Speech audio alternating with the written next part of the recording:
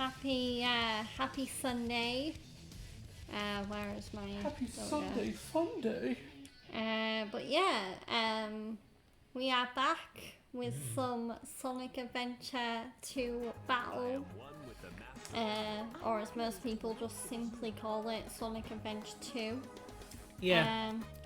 Battle was the GameCube version. Yeah. Named after its expanded two-player versus mode, which we may play at some point. Yeah. Okay, there's something wrong with this game. Why are there no sound effects? I don't know. We have to restart the game. God, did the volume mod update? Did you update the mods? Yeah. So they may have broken. Great work, fellas. Well, yeah, reboot the game and we'll see if that's still a problem. Okay. Sorry, still a problem. How I do know I my S is a reboot pure the game? shite. Huh? What? How do I reboot the game? Turn it off, right click on the EXE and close it or whatever. Not the EXE, you know what I mean. Sonic2app.exe. Why the hell is it called Sonic 2 app? Also, why is it called Sonic 2? Sonic 2 is a different game. And he only can say about the movie, so I guess no one cares but me.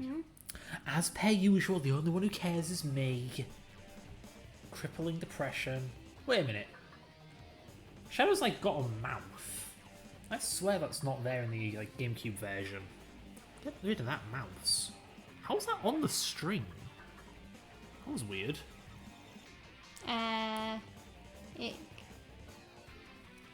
Yeah. I didn't know Game Capture captures mouse cursor as well. I desperately need to install that mod that puts the Comic Sans back. I never thought I'd miss Comic Sans, but this font is worse. I'm just going to make sure the sound effects work. Yeah, they're working now. Okay. So, I suppose we're going to do the last story? Yeah, so we're going to do the last story for Sonic Adventure 2. But yeah, you might see a bit of a difference in the way me and my fiance conduct ourselves. We're going to try and make our streams a little less serious. Yeah, because we've been talking about ways to improve our streams, and we do think it'd be better if we just like be more light-hearted. What? Yeah. What is with these triggers? I there don't we know. go, all the way been- to the top. I've been having that problem. Yeah, because I adjusted them for the Resident Evil streams because the PS1 and 2 I didn't control. realise you adjusted them. Yeah. You could have told me. So alright, but yeah, PS1 and 2 controls don't have analog triggers, so I adjusted the DualSense. But yeah, we're using a DualSense, so we just have to. The DualSense Edge comes with adjustable triggers, which is a pretty nice, neat yeah. feature. Oh. But yeah, as I was saying, me and my fiance we're gonna try and be a bit more light-hearted a little bit. Try and be a little bit more haphazard, I guess. High energy. Yeah, Sorry. high energy. So high energy that I cut you off. Sorry. I mean, I kind of do it all the time when we're not on stream. Do you? I hadn't noticed. So the trouble with Last Story is it is bloody hard. Like actual hard. So do you want to have an attempt at it and then throw Nah. Yeah, alright. I guess I don't I'll blame let you. the Sonic expert handle this. Yeah, because even I'm going to struggle with this. Anyway, are we ready or do we do something else and then we're ready? I'm ready. Okay. Turn that up, fam. Of course, now you want to turn it off.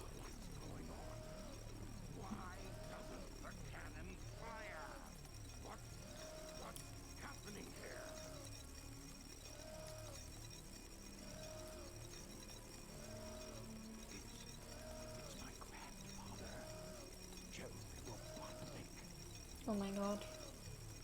Jerry? Is that you, Jerry? Jerry? Gerald? What's that? That vibration? Hey, wait. Someone... My dad's best friend is called Jerry, so it's kind of funny. Final boss, Rougeabat. You haven't given up yet? It's all over for us. What do you mean? Just received a message from my boss. This space colony arc is currently approaching the Earth at an incredible velocity. It probably will impact Earth. What's that on the screen? Georgia, why aren't you I'm playing? doing a bit of promotion. If my calculations are correct, the space colony arc will impact the Earth in 27 minutes Oh God. and 53 seconds.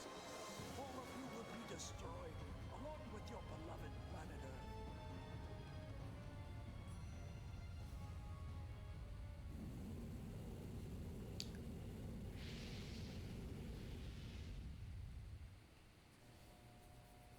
I plan to give you a taste of my revenge once all the 7 Chaos Emeralds are collected. Once I initiate this program, it cannot be disabled. All of you ungrateful humans who took everything away from me will feel my loss and despair. Is there anything else you want to say? No. Ready? What's going on? That's a firing squad, by the way. Oh God. Yeah, he's dead now. To give you a taste No. of my revenge. The vibration's getting worse. Professor Gerald Robotnik, one of the greatest scientific minds in the world, and my grandfather. What? I knew you were behind all this. Stop it right now, or else... I'd have done this a long time ago if I had the chance. What do you mean?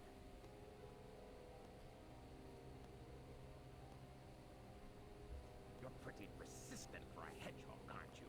You're still alive. Just letting Knuckles pilot the shuttle on the way over here was more dangerous than you could ever be. What is this? This is my grandfather's diary.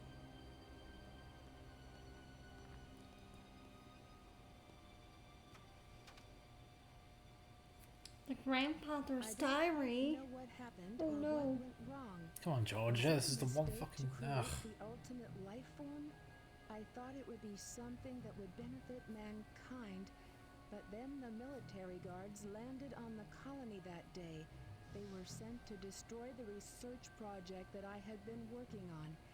My colleagues at the research facility, my granddaughter, Maria, I hope you are all safe.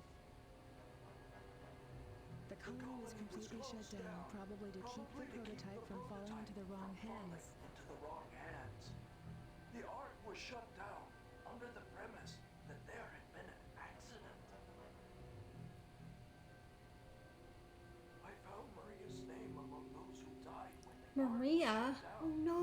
She meant everything to me, and I couldn't bear the thought that she died because of my research. I lost everything.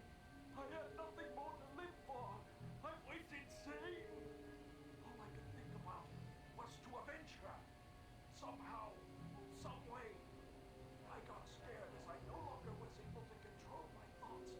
All I could think about was that I wanted it all to end. Based on my original projections, I was able to complete my project, Shadow. I designed its mind to be perfect, pure. I give everything to him. If you wish, release and awaken it to If the you world. wish to fill the world with destruction... Oh, so that's why you released Shadow from the base. This cat is now highly reactive and explosive. This is because the Chaos Emerald is overpowered.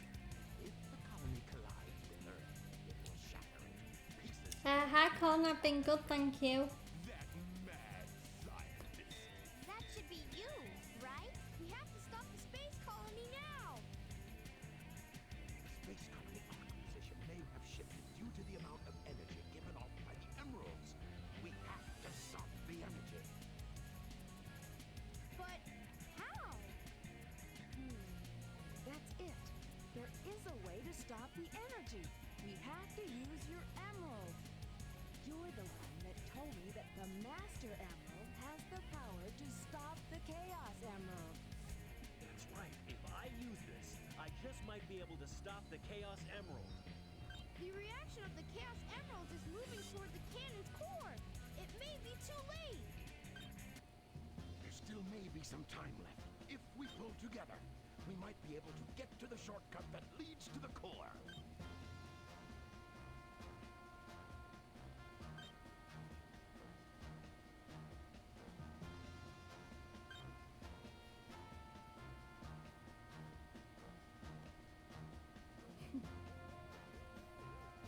No worries. Just leave it to me.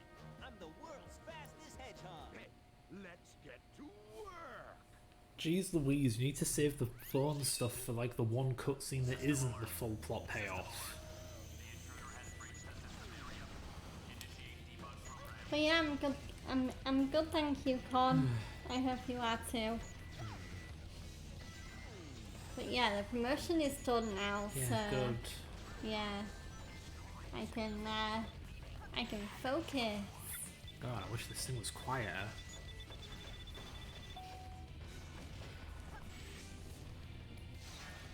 Ah, there we go. Oh my But god. yeah, so in case you missed it, Gerald is like booby-trapped to the Ark as revenge for Maria or something. Yeah. I say it or something, I know damn well that's what it is. Unlike you, I've watched this cutscene a bajillion times. Yeah, you got these weird time mechanics and, well, the strongest enemies the game can really throw at you. Look at this, you gotta shoot these things on the door with no floor under you. Like, yeah, I mean it when I That's say a this little level's... scary. I mean it when I say this level's hard. But yeah, I hope you're downloading some good games, Con. I know I've been playing a lot of horror games myself, personally, in my free time. Oh, You know, this with bit, Halloween coming up. this bit's baloney. I'm sure there's a clever way, the proper way to do it, but I just like to cheat. If you do like a frame perfect jump, you can just jump up here. That's how I've always done it. God, what if it gets harder with a higher frame rate? There we go. See? Nice and easy. Yeah.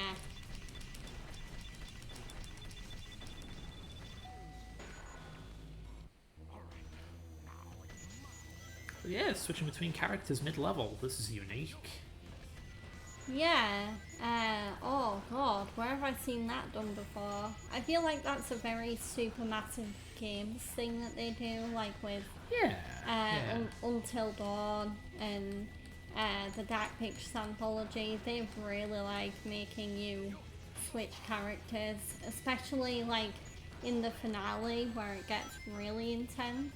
I do remember Until Dawn doing that in a cabin.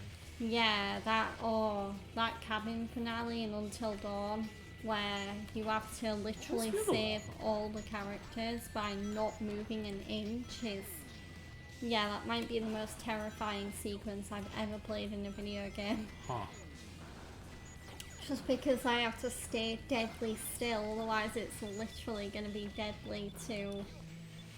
this- I think all of the characters apart from Josh, who's not in the cabin, and Jessica and Matt can die in the cabin at that end point. So yeah, there's a lot that can go wrong there. Ooh.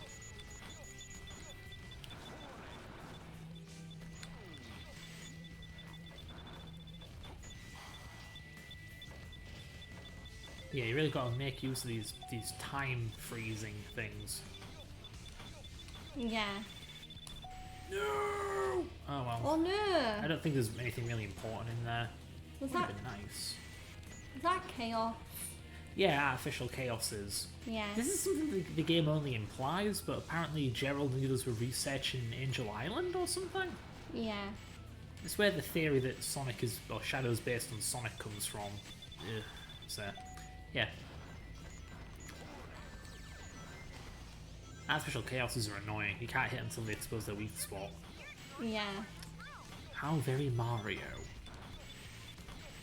Can I do that trick here?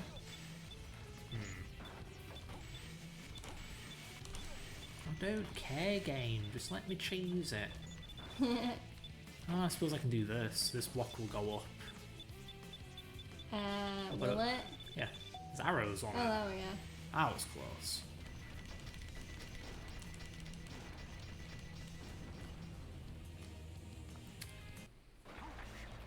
Oh yeah. But yeah, I'm going to be pretty busy this week because I've mentioned it on stream before, but on Thursday, which is also Halloween, I'll be having my second and hopefully and I'd like to think very most likely final attempt on my driving test. Yeah. Because I really believe it in my gut this time that I'm gonna pass it, especially because I did so well on my first attempt. The only thing that failed me that time was shit going wrong, and then my nerves getting better, the better of me.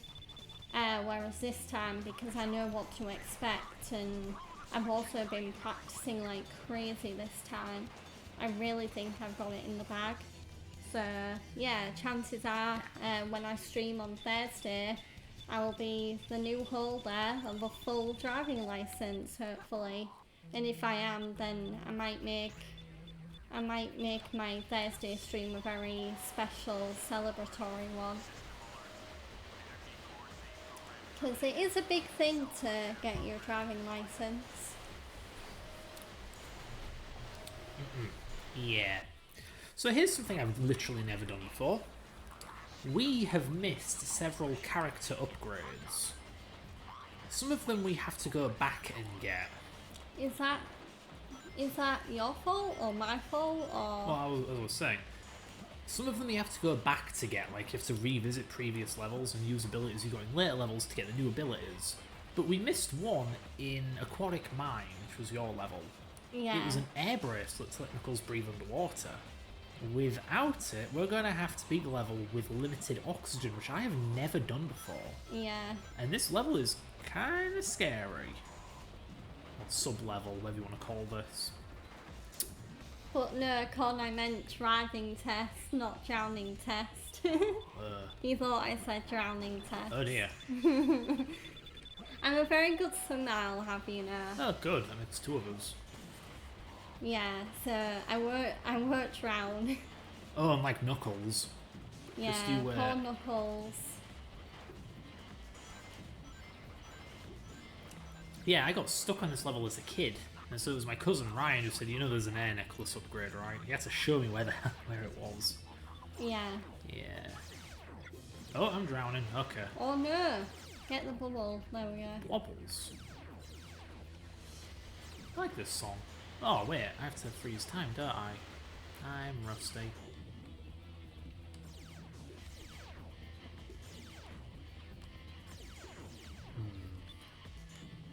Yeah, get the time, that's important.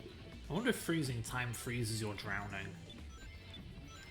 I don't think drowning is attributed to time though. I think it's purely a drowning, water yeah. thing. Yeah. Where are the bubbles? Where are the bubbles? There's one. Get it. There we are. Do stuff. Hey, it's Big. He's drowning. Poor Big. Oh, I'm dying. I just wanted to touch the switch. Yeah, there's Big. Frozen in time forever. Yeah. And the rings are frozen in time. The bubbles... Yeah, okay, I just started drowning. For a second there, the music stopped. Yeah. And then repeated. So yeah. You can drown while time is frozen. That's baloney. Speaking of baloney, this part. That's cool. What is? Oh, have I made it? I just like how cool the clocks look. Yeah, I did it! Woohoo! First time ever. Oh, is he gonna drown? Is he dead? No! Oh, we did it! We did it! Canonically, Knuckles died. He died a hero. Knuckles. Oh, man. Die. Yeah, now we're playing as the speed character. Yeah, it's Mr. Gotta Go Fast. What is a sassy fan name for Sonic? Prickly the Porcupine? I don't know. Blue Rats? Oh, hello. I'm just trying to think of a name that Eggman's called Sonic. He's called him a rat on multiple occasions in the newer games. Why? He doesn't even look like a rat. Have you ever seen a hedgehog before? Yeah. They look like rats. Yeah, rats with like So, here. prickly spines. Does this look familiar to you? Yeah. What? Wait. The snake insignia, the water slide, the rocky wall. Yeah, where have I seen that before? Is it a Sonic reference or is it a completely different game? Adventure 1 specifically. Yeah, there was that one level. Yeah, Lost World. So once again with the game being pretty subtle, suggesting that Gerald based a lot of his research on Angel Island, including the ruins. This is straight out of Lost World, the water slide section for the waterfall. Yeah. Yeah. And again, this isn't explicitly stated. Just a fun little detail. Yeah. There you go. I don't know whether I'm gonna play the new Sonic X Shadow Generations. I mean, my fiance maybe. I don't know.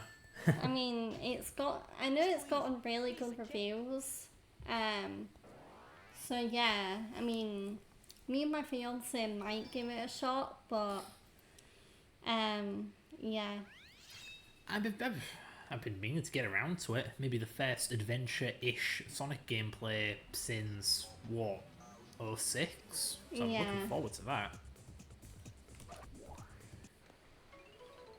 And it might be nice to play like shadow levels that aren't in a game that's complete rubbish. Hot dogu. Hoto Dogo. My fiance has been continuing his Japanese language learning, haven't you? Yeah, I'm still not making any big major improvements. I still don't understand connectives. They haven't even tried teaching me yet. It's just basic words. Like, here's how Yeah. you say shop, here's how you say I like something. Here's how you say vending machine. Yeah, which is some ridiculous 5 kanji symbol monstrosity. Yeah. Like, what the... why? I mean, yeah. I remember just glancing at your laptop screen and thinking, what the fuck? Or what the heck? Hey, look! My Chow can swim. Oh, cool. Yeah. Where's my chow? At school, learning Ah. to dance or something. Oh, just like me. Well, I did. Oh. Well, Who's hungry? I say just like me, and yet when I was a kid, I only went to like, I don't know, like 5 dance classes. For some reason, my parents signed me up to a dance class in primary school. I don't know why. I don't think I ever expressed interest. Yeah, I think I was in primary school when I did my dance classes. Yeah, I didn't last very long. I did not enjoy being there. Yeah, I think mine, mine was just bad timing because I think I joined my dance studio, which was near my house, like right before it like either changed hands or closed down. What is up with your controller? Yeah, I noticed Yeah. that one of the rubber pads on it has started like Coming I off don't and know bubbling whether up, it's yeah. giving way, but It is. It's peeling a little here in the corner. I can just I think wiggle it's it. because there was heat damage there. Somehow, yeah. Where the heck did the heat damage come from? I don't know. You must have been... Well, Oh. no. I've been using... Oh, whatever, I don't know. Either way, given how modular the edge is, I hope it's easy to just buy a new pad or something. Jeez. Yeah. Yeah. Jeez, you pay for a premium product, what do you get? Something that falls apart immediately. Thanks, Sony. I mean, if you feel around, it's not even that well put together anyway, because it's like I can feel, like, if I, like, budge the black parts, you can sort of feel them give way slightly. Yeah. Yeah. Well, I don't know. I think that's explainable or understandable to some extent. Because some controls are held together with clips, and I imagine it's to prevent that kind of wiggle and give. But it Yeah. makes them an absolute pain in the butt to open, to repair and maintain and whatnot. Yeah, like the DualShock 4. It doesn't jiggle at all, there's no give, there's no wiggle or wobble with components, but opening it, oh, it's horrible. Yeah. You feel like you're gonna break the thing. Where? Though I think more screws could have solved that problem. Rumph. If I But remember right, what? But yeah, I mean, I'm not saying by pointing out its flaws that you shouldn't buy a DualSense Edge, but yeah, just be prepared that apparently, yeah, mine's starting already to Well, fall it's- apart, and apparently it's very susceptible to heat damage. well, in fairness, honey, I only got you this thing because I like you. To put it lightly. Yeah, It's like, he you know, nerves me. over 100 quid for a controller. This is kind of stupid.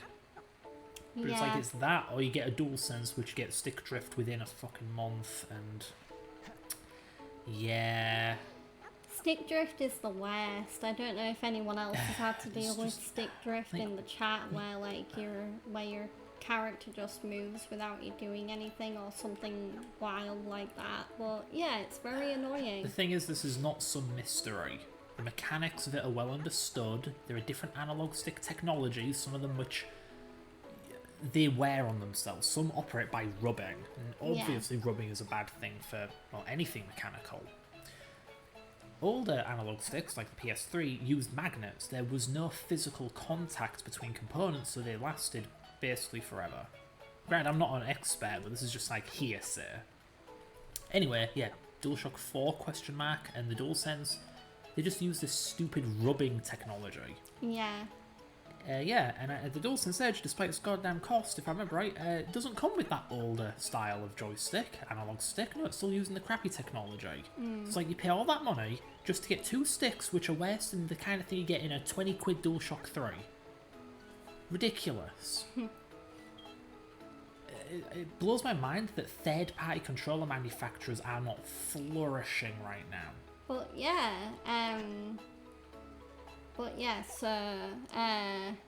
yeah, at least the DualSense Edge comes with like 2 extra replaceable sticks, which is kind of nice. Wait, they did? Yeah. Well, that's kind of convenient. Yeah, the DualSense Edge comes with 2 extra sticks that. Oh, no, I believe they're just stick nubs. They are not the internal components. They're okay. just for like if you're doing an FPS and want a big long Well, stick yeah, or because something. you do when you remove the sticks to say clean your controller, you don't fiddle with the actual stick mechanic anyway. Right. You just remove the stick toggle, the stick nub, whatever you called it. Yeah. Another thing is, like I said, apparently the technology physically rubs and that's why it doesn't work. So, quote-unquote, dirt and grime have absolutely nothing to do with it. Ooh, DualShock 3 is the worst PlayStation controller. DualShock 3 breaks within a day. I mean, I don't know, my fiance's had quite a few long-lasting DualShock 3s. Yeah, I bought a used Super Slim back around 2012 and I still use that controller to this day, and it's like my main game controller. Went through all the effort of installing drivers on Windows just to be able to use it with PC games too. Yeah. Yeah, I'm trying to think what my personal best long-lasting controller is. I'd probably have to say like DualShock 2. 2? Although my DualShock 3 also lasted a long time. I don't know, it's a close tie for me between the DualShock 2 and DualShock 3 for which of my controllers actually lasted the longest. I remember the first one of my DualShock 4s like started stick drifting like really easily. I mean, I don't really... I have a lot of controllers from long ago. My Mega Drive controller still works great, and that was from like 92. Inherited it from my dad. Granted, it doesn't see very vigorous use. I have a GameCube controller where the wire is absolutely obliterated, but the controller itself still works. Did replace the thumbstick though, because someone, me, chewed it up. Oh god. I didn't chew it, I picked it apart. Oh god. Why? Kids like taking things apart. I used to rip apart my sand shoes in primary school. And I Yeah, wasn't the I knew only a one. lot of people that did that. I was kind of special. I didn't have to wear sand shoes in primary school because, They're not half bad. I mean, long story short, like my feet used to be very malformed as a kid. so I had to wear like specialised insoles and stuff. So I think my parents got special permission from the school where I could just like wear my usual trainers. But yeah, Con said the DualShock 4 lasted longer than any PlayStation controller I ever had. I am really enjoying my DualShock 4. I have a DualShock 4 V2, the later model. Yeah. And yeah, I'm really enjoying it. Only issue is it was used and it came with a slightly busted charging port. But you fixed that, didn't No, you? I did not. I tried, realised the parts for version 1 and 2 are not compatible. Oh, yeah. But I did manage to get my hands on a USB cable that just so happens to work with it. So I'm sticking with that. Yeah, nice controller. Love the DualShock 4. Yeah, yeah, I also have two DualShock 4s, but they're both like the standard black version. Yeah, version 1. And Version one of 1. them suffered from like rot on the button membranes, so the buttons Yeah. don't work. So it's just dead. Useful for parts, I guess. Yeah, it's like how your old laptop keyboard is now hopefully going to be useful for parts. Yeah. Well, I've gotten rid of the keyboard itself by now, but the touchpad, yeah. Yeah. Scavenge that.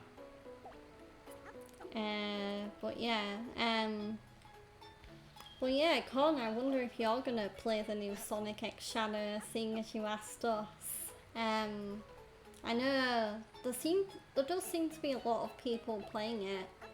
And yeah, the reception on Steam seems to be really good, so I mean, it's definitely more tempting now that I've seen how good the reviews are, because at first, like, if Sonic X Shadow was just gonna be like I don't know, like an unnecessary remaster, like how some games have been. Well, I won't necessarily say it was unnecessary.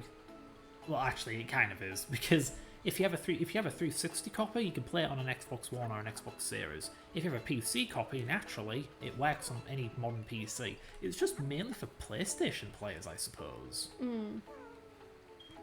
He says he will one day. I have to stop gorging my chow, but it's like there are gonna be cutscenes after this, Yeah. and they're pretty pivotal, dare I say. My poor chow. Like, should I just run off and get the cutscenes done with now, or should we just stall with chow force feeding? I'm enjoying the Chow Garden content, honestly. Well, there's not much to do. I'm just feeding it nuts. I mean, but if you want to move on to the cutscenes, you're the one playing the game. I'm just here spectating. Okay, we're gonna have to, like, go quiet for a couple of minutes. Here we go.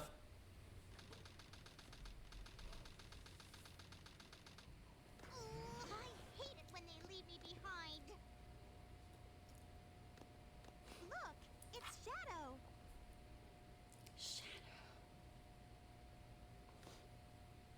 I really gotta stop whining. Everyone's trying their best to help out, and so must I.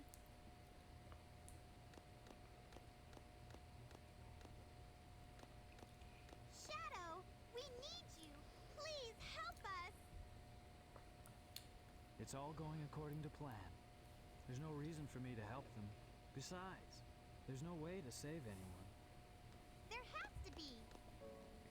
I know that people fight over the most trivial things. Some people may be selfish, like the professor said. But they're basically good if they try their best and never give up on their wishes. They always have a reason to be happy. That's why you should help them out. Saving them is a good thing. Shadow, I beg you, please do it for them. Give them a chance. Shadow, I beg of you, please, do it for me. Maria!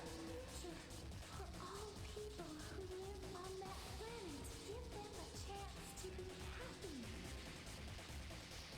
Let them live for their dreams.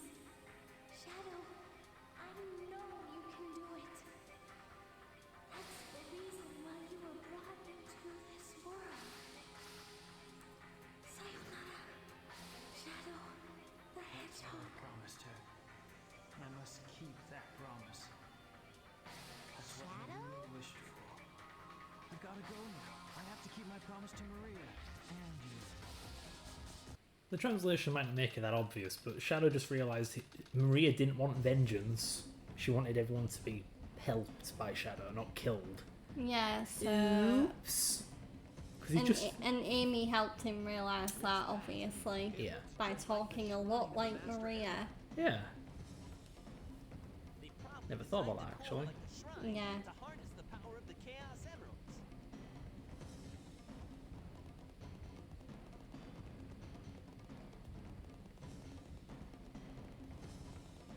All of you ungrateful humans who took everything away from me will feel my here it loss and despair.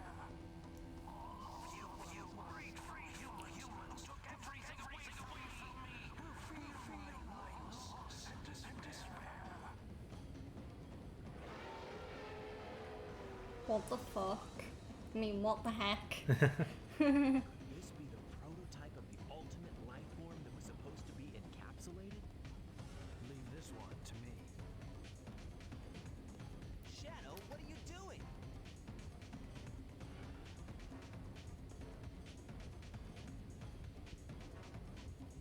I'll take care of this while you run to get the Chaos Emerald. Yeah, that's right. You don't play a level as Shadow. You do a boss fight. Yeah, I figured Shadow was gonna fight this guy as soon as he rather brazenly walked up to it. Yeah. This boss is really hard when you're a kid and you don't know what you're doing. Even as an adult, it can be a bit cheap. Yeah. Fitting, I guess.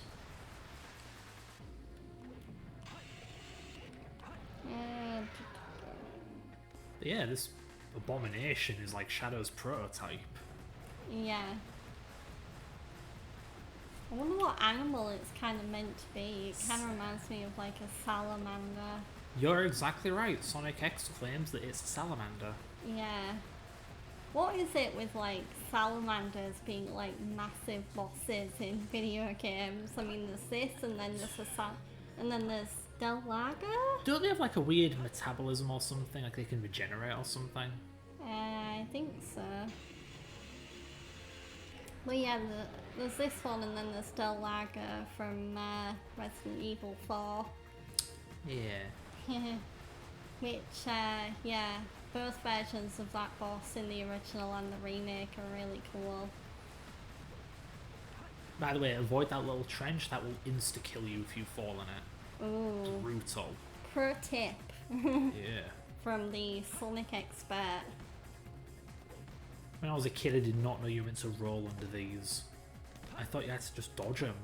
I mean, they do touch the floor, right? Oh no. Oh. Shadow, what are you doing? Bless me. There we go. Oh yeah, this song has extremely distorted vocals. But again, the lyrics actually speak of Shadow's mindset. Yeah. The song's title's Supporting Me and goes on about how Shadow's going to lose something soon.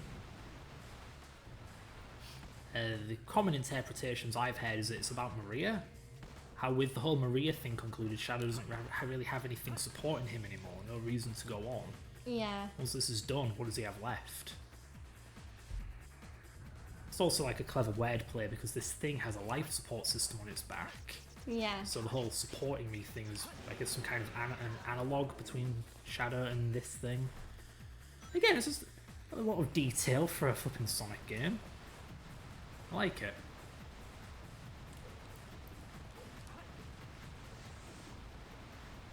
Complex storytelling for kids. Wahoo! I think another good reason that I'm glad I'm sort of like waiting or like not in a rush to play Sonic X Shadow is obviously there's the DLC story coming out with Keanu Reeves playing Shadow, because obviously Sonic 3 is coming out next, not next month, well, in December I think, not long before Christmas. And Keanu Reeves is playing Shadow in that, so it is kind of cool that that Sonic Oh dear, Team, oh no. Sega, There we go, that was close. whoever's making Sonic X Shadow was like, hey, let's get Keanu back in a video game after he did so well as Johnny Silverhand in Cyberpunk. So yeah, that'll be interesting to see how Keanu's performance in that game is received, and in the movie.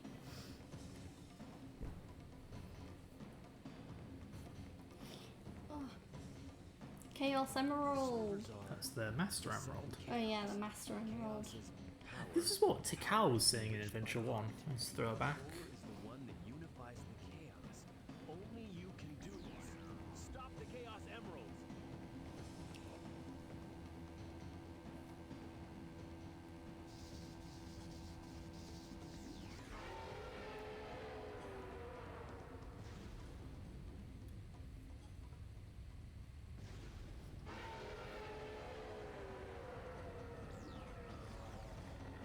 Is it gone? Is that what chaos control is? That's a mistranslation. He's asking if that was Chaos Control. Yeah, Since I we get it. stopped the Chaos Emeralds, why is the space colony still on a crash course to Earth?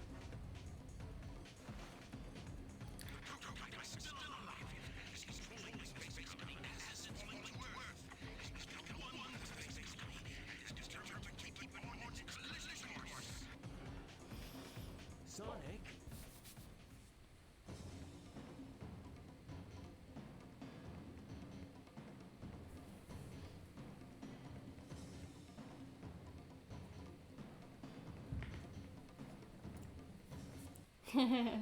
Oh yeah! Knuckles looks dumbfounded. Like, huh? What the frick is happening? Oh my, that's a cool shot. Damn right. Oh yeah, the power of the hedgehogs. Thought you were going to say the power of love, and I was going to be distraught. The power of love. This is the real Of Sonic X course, Shadow, from if you know what I above. mean. Yeah. Oh my god, Yeah. it's Super Sonic. And apparently And Super Shadow. Yeah. Oh god, it's so weird seeing Turn that up, fam. white and red shadow. The final hazard. That thing shoved the colony up its ass. Oh See? god. Hell of a final boss. Wow, this burner story is short. It is. It's like the original adventure. But yeah, we've got like 5 minutes to kill this thing before it destroys Earth. Get all that power. Power to Chaos Emeralds. Shadow, are you okay? I'll collect the rings. Now it's up to Have you sung this song to me before? Yes. Yeah. You know, Yakuza. Actually, was it Yakuza? I don't know. Yakuza. Yakuza had Adventure 1's song. I just know the song's lyrics. That's all. It's also Metal AF. take that, you creep. Sonic, we're in danger. The colony will enter the atmosphere in about 4 minutes. Live and learn. Yeah, like Adventure 1, you've got a limited number of rings, but unlike Adventure 1, you can't collect any. Yeah, that's mean. The idea is that who you're playing as is spending rings, the other is off collecting them. Yeah. Oh, this is bloody annoying. Single one of these hit you, you go all the way backwards. How's your ring energy? Places to collect more rings. You've almost got it. Now you're Super Sonic. If you really take your time with this fight, Shadow says something really interesting. He says he thinks he knows who the real Ultimate Life Form is, and that it isn't him, it's Sonic. Yeah. Now, that could just be a really cheesy compliment, but apparently in the Japanese it's a bit more natural. Is that Amy? Yeah. So it's just there's a fan theory that... Oh god, it's so complicated. Sonic is apparently Shadow. Yeah. Or, like, Shadow isn't the real Shadow. His memories are fake. Oh dear. Wait, so is Shadow the faker? Yeah, that's my point. Like, Yeah. yeah. So that line is something that people point to when they assert that theory. Yeah. But either way, it's dead. Woohoo! Wow. Destroy all the evil the professor has created. I won't say that's as hard as Adventure 1's final boss.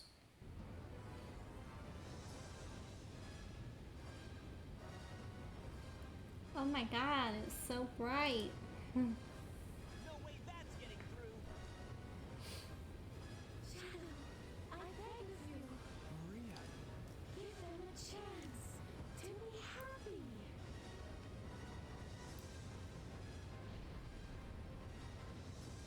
Now, Shadow. Chaos control. Wow. Maria, this is what you wanted, right? This is my promise I made to you. He just died, by the way. Yeah, I figured. Yeah, thanks Sonic Heroes That's for why I retconning looked that. at you. Like, I just looked at my fiance like, wait, what? Wait, huh? Yeah. According to the writer for this game, Shadow was definitely meant to be blooming dead after that, until Heroes retconned him back to life.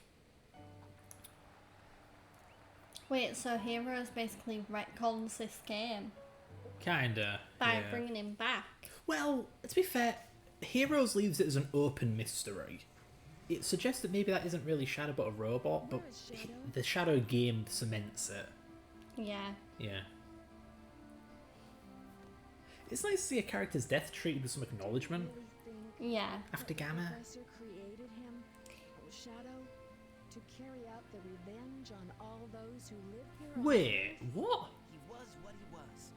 A brave and heroic hedgehog who gave his life to save this planet. Shadow the Hedgehog. I'll talk about it in a minute. I guess you're right. As a child, I looked up to my grandfather because of all the great things he accomplished in his life. He was my hero, and I wanted to be a great scientist like him. But did he really mean to destroy us? I don't know, but what I do know is we all did it together. You're right.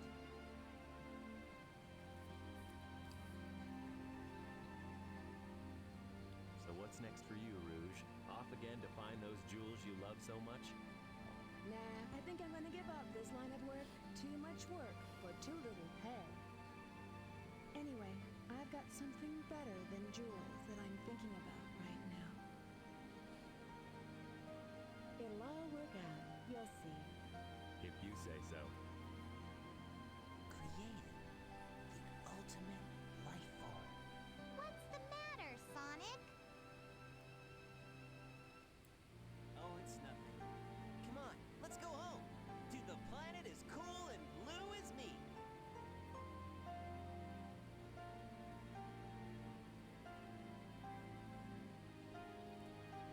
Sayonara, Shadow the Hedgehog.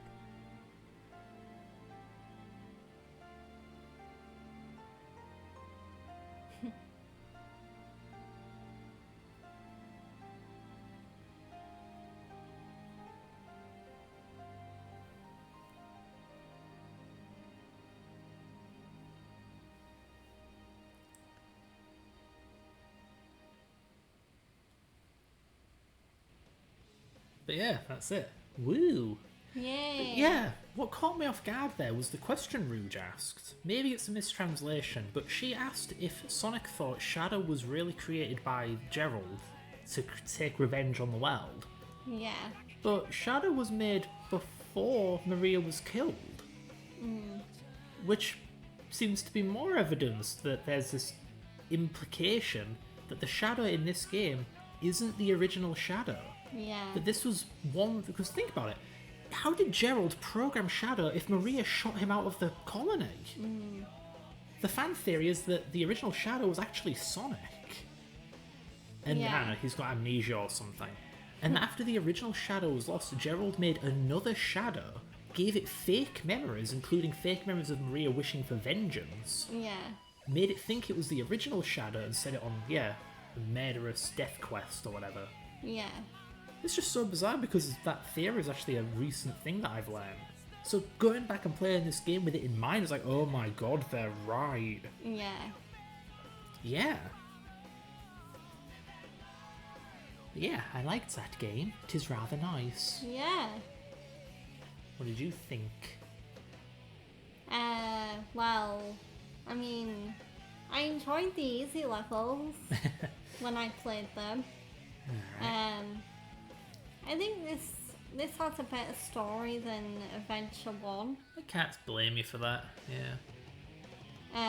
Yeah, just because Adventure 1 very much felt like, you know, you play one story and then the rest of the characters are basically like a rehashing of the same story.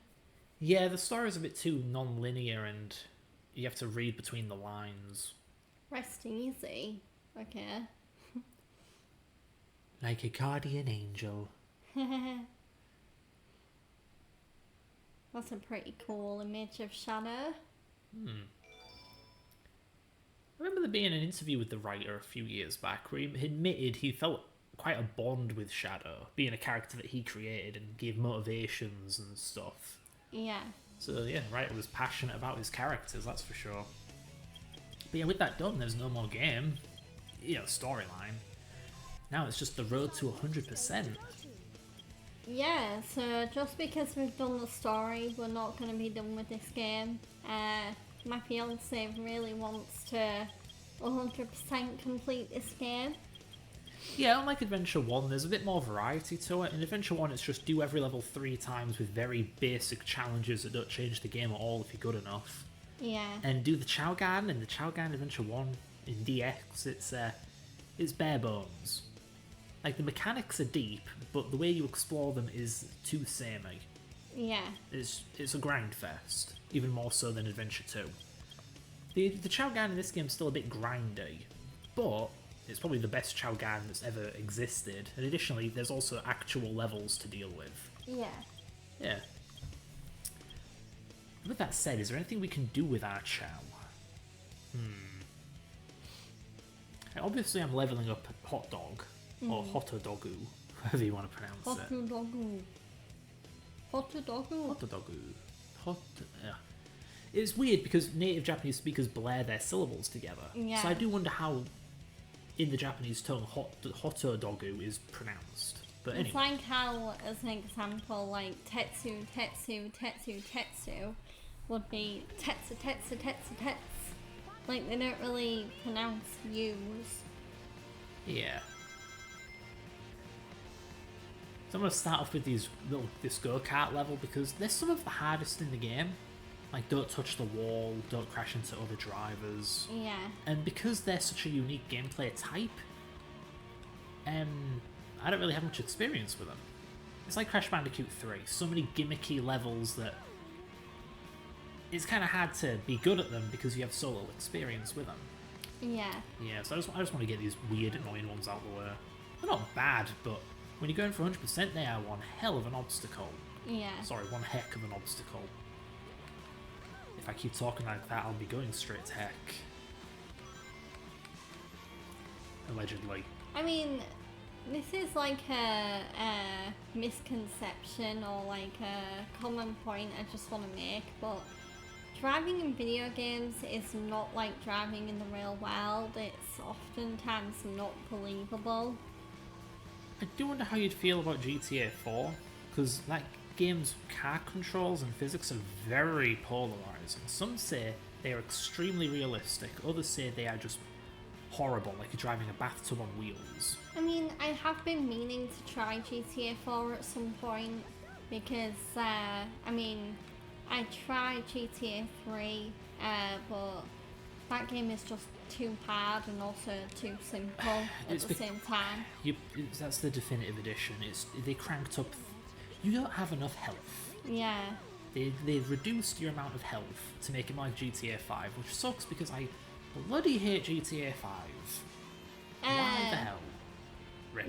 Yeah, with GTA 5, like, I really like it, but I just feel like Rockstar have basically like made the game's reputation dwindle a little bit, because when it came out, yeah, it was like revolutionary for its time. It was like, oh my god, it's just like this amazing open world heist movie. Is that what people thought at the time? Huh? Is that what people thought at the time? I wasn't aware of the reception of that game. Yeah, everyone was like blown away. Well, I get that, but not the specifics. But, well, no, some of this is just in my own words. Oh, okay. But, yeah, like, I just feel like because Rockstar keep remastering or porting GTA 5 to, like, the current consoles and stuff. And censoring it. And censoring it, and, Yeah. and, like, they keep trying to, like, keep a game relevant that honestly kind of faded from relevancy, like, quite a few years ago now. Yeah, I suppose so. So, yeah, well, yeah, I mean, I definitely want to try GTA 4 at some point, because, yeah, that's, like, the only recent GTA game I've not played. I say recent, but I think it came... Recent. I think it came out 16 years ago? Yeah. God, what happened to us? What happened to gaming? Why is everything so old now? And not in a cool retro way? At least we're finally getting GTA 6 next year, which will be very interesting. I just hope they don't... I just hope they've sort of learned from GTA 5 and they don't end up giving that same treatment where they keep trying to revitalise it every few years. I also hope that 6 actually has a respectable single player, because my biggest issue with GTA 5 is it's so clearly just an afterthought. Just a, oh, we may as well have a single player offering for our online GTA game. Yeah. It seems like online is the only thing that actually got any attention with that game. Yeah, whereas it's funny because I feel like with Red Dead 2 it was the opposite. Like, yeah, Red Dead 2 has an online mode, but the best part and focus of Red Dead 2, at least in my eyes, is the amazing story mode, because there's so much replay value, like, to the story mode, because I've played Red Dead 2 story mode, like, I don't know, like, it must be going on 5 times now. Really? And yeah, because I love that game so much. And I keep finding new things that I didn't find in a previous playthrough. Well, that is great to know. I love games like that. Like, it's so vast and open, and like you really can just get lost in like the Wild West heartlands in that game for hours on end. But yeah, it's a shame GTA 5's not like that. Hey, Wait a minute. Be quiet. Just leave it to me. that is really loud. Well, yeah, you did turn it up to blast to live and learn. It is a great song. That blooming song on Open Your Heart from Adventure 1 shaped my taste in music, and now I'm a metalhead. Lucky me. Oh god, this one. Alright. But yeah. But yeah, it's just kind of silly. Definitive Edition has a lot of GTA 5 isms, like the weapon wheel, which frankly is cheating, because it slows down time. So, if you want to just cheese the game, use the weapon wheel when you're driving and doing like hard corners and the like. Yeah. But then additionally, they gave you like zero... I've got to stop saying like, sorry. They give you way too little health. Which I didn't like about GTA 5 either, because in San Andreas, if you have the skill, and not like a ridiculous amount of skill, just if you're decent at the game, you can get like 5 stars or go on a crazy just adventure being chased by the cops. Yeah. 5 though, you are made of tinsel. You are made of wrapping paper. You cannot take any damage. The cops are Robocop. Ugh, yeah. I don't like how they rebalanced the cops in that game. But I imagine that's because of online. GTA 4, I've played a bit of that, and the cops, while they're not quite the same as San Andreas, or maybe they are, it's just the map shows how they behave now, which doesn't match my understanding of how they work. But anyway, in 4 they're still pretty weak, Yeah, you die way too quick in 4, I think. Oops. Speaking of, I forgot what I was doing. But my point is, the police are easier to lose. They're not always on your tail. They're not these all-knowing, flipping, omnipotent gods like they are in 5. So why yeah, change the cops in GTA 5 are very annoying. Yes, and it's like, why? Why are they so aggressive now? I can only imagine it's for the online. I mean, literally the only way I know to, like, escape the cops that works, like, 9 out of 10 times is to, like, go somewhere absolutely ridiculous on the map. Really? Like, just, like, I don't know, like, just go to, like, a grass veg or something that's, like, under a bridge that the cops can't get to you. That doesn't even work for me. I will hide anywhere. I will hide in an alleyway. I will hide in a parking lot under a building. I will hide in a bush. I know And- there is also a button prompt where you can make your characters duck, like hide in their car, but that really does not work very well. Well, my point is that no matter where I hide, if no cop saw me go there to this place, one random patrol, there's always a patrol who will pass me, who will see me. There's just nothing I can do. No. I could hide on top of a building and a cop or a helicopter would pass by, or a cop would climb up the building looking for me. Yeah. I don't even think in real life the police are that thorough. No. Like, oh, where's the suspect? I don't know, he's driving on Main Street. Oh yeah, let's just search every building that isn't on Main Street. Like, for goodness sake. Yeah. Don't like that. I'm glad the Definitive Edition didn't do that, but yeah, weapon wheel, no health. I swear GTA 5 isn't the only game I've played that has annoying cops. I'm trying to think what other game I'm thinking of where the cops could really do with like a attitude adjustment. Cops? We're British, darling. I believe you mean coppers. Or policemen. Constables. Or coppers, yeah. Yeah. Yeah. Yeah, I swear there's like another game I played where the cops are like equally as annoying. Whoa. I think it was one of the Watch Dogs games, maybe, or it might have been Mafia. But yeah, I know the cops in like either Mafia or Watch Dogs, or maybe even both, are very annoying. But yeah. No, don't touch me. But yeah, whereas I do feel like you made a really good point about GTA 6, like, what was the point you made? That it's you didn't want GTA 6 to be like all online. Yeah. Well, I honestly really hope that GTA 6 doesn't turn out like the Saints Row game did that came out recently. Because Saints Row is another very popular series where they didn't release a game for like ages, and then they come back with this reboot, and yeah, it's okay, but it's not like on the level of Saints Row the Third or Saints Row 4. But yeah, I just really hope that GTA 6 doesn't have a similar problem where it just comes back and it's just like mediocre.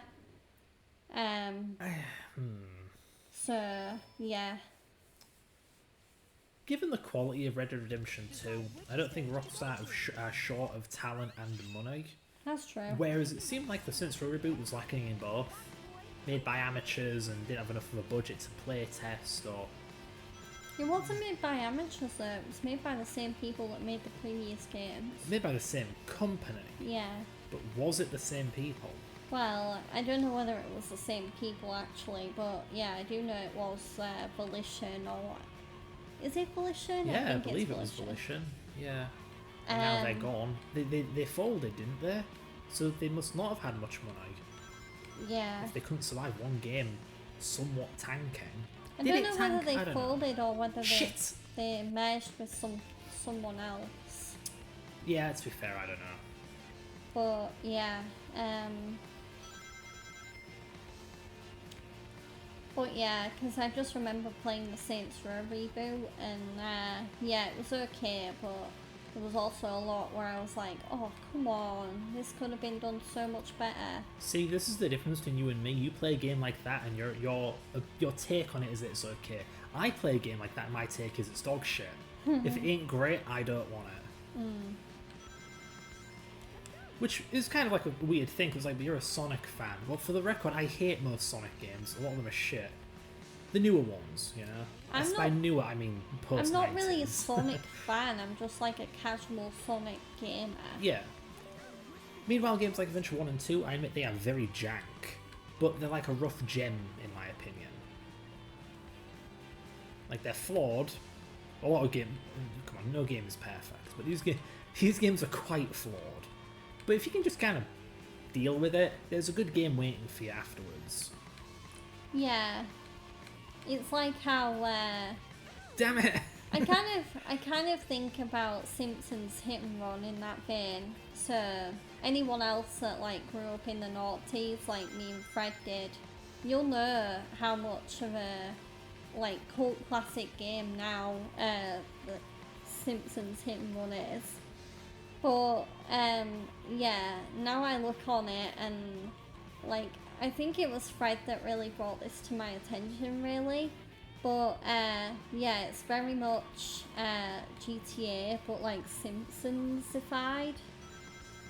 Yeah, there's more to it than that, but yeah. Yeah. Yeah, it's very much GTA for kids. Which is Yeah. awkward for me, because I may have grown up with Vice City. I beat Vice City before the others. I still haven't beaten 3. But, yeah, Vice City. And even compared to Vice City, which is primitive compared to San Andreas, I was woefully disappointed with Hit and Run. Because Yeah. my least favourite missions in any GTA game when I was a kid were Were the the timed racing ones. Yeah. I would get stuck on the low rider racing level in San Andreas. I would get stuck on... I don't remember Vice City well enough to tell you, but the Vice City had a lot of racing levels. 3 has a lot of racing levels. That's why... Or timed levels. That's why as a kid I never beat it. Because Vice City was easier, it didn't have those.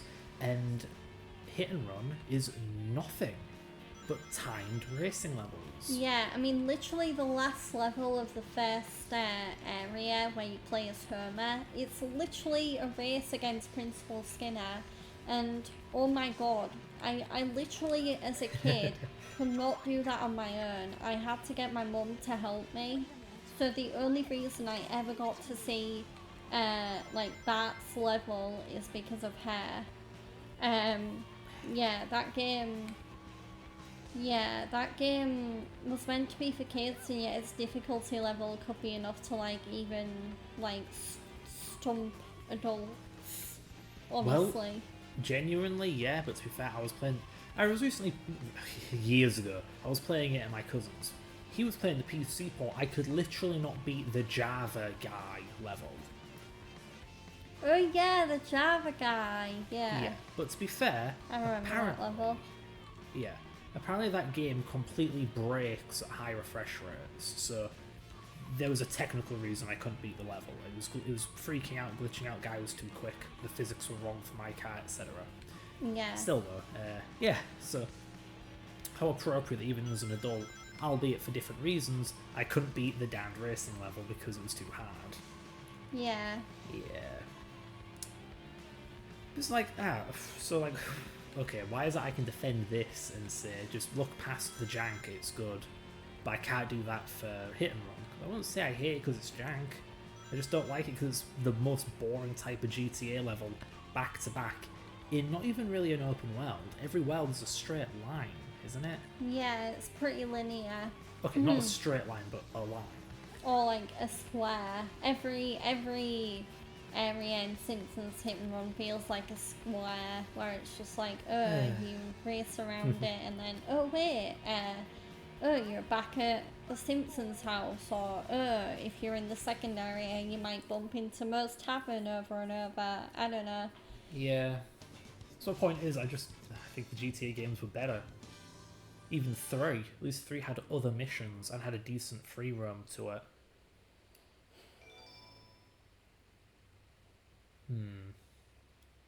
Decide which stage to go to. I know one complaint you make about 5 is you wish it had some of the stuff that San Andreas had.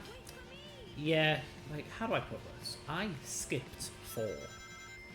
Because I'd heard as soon as it came out, I heard, no, people don't like it, don't play it.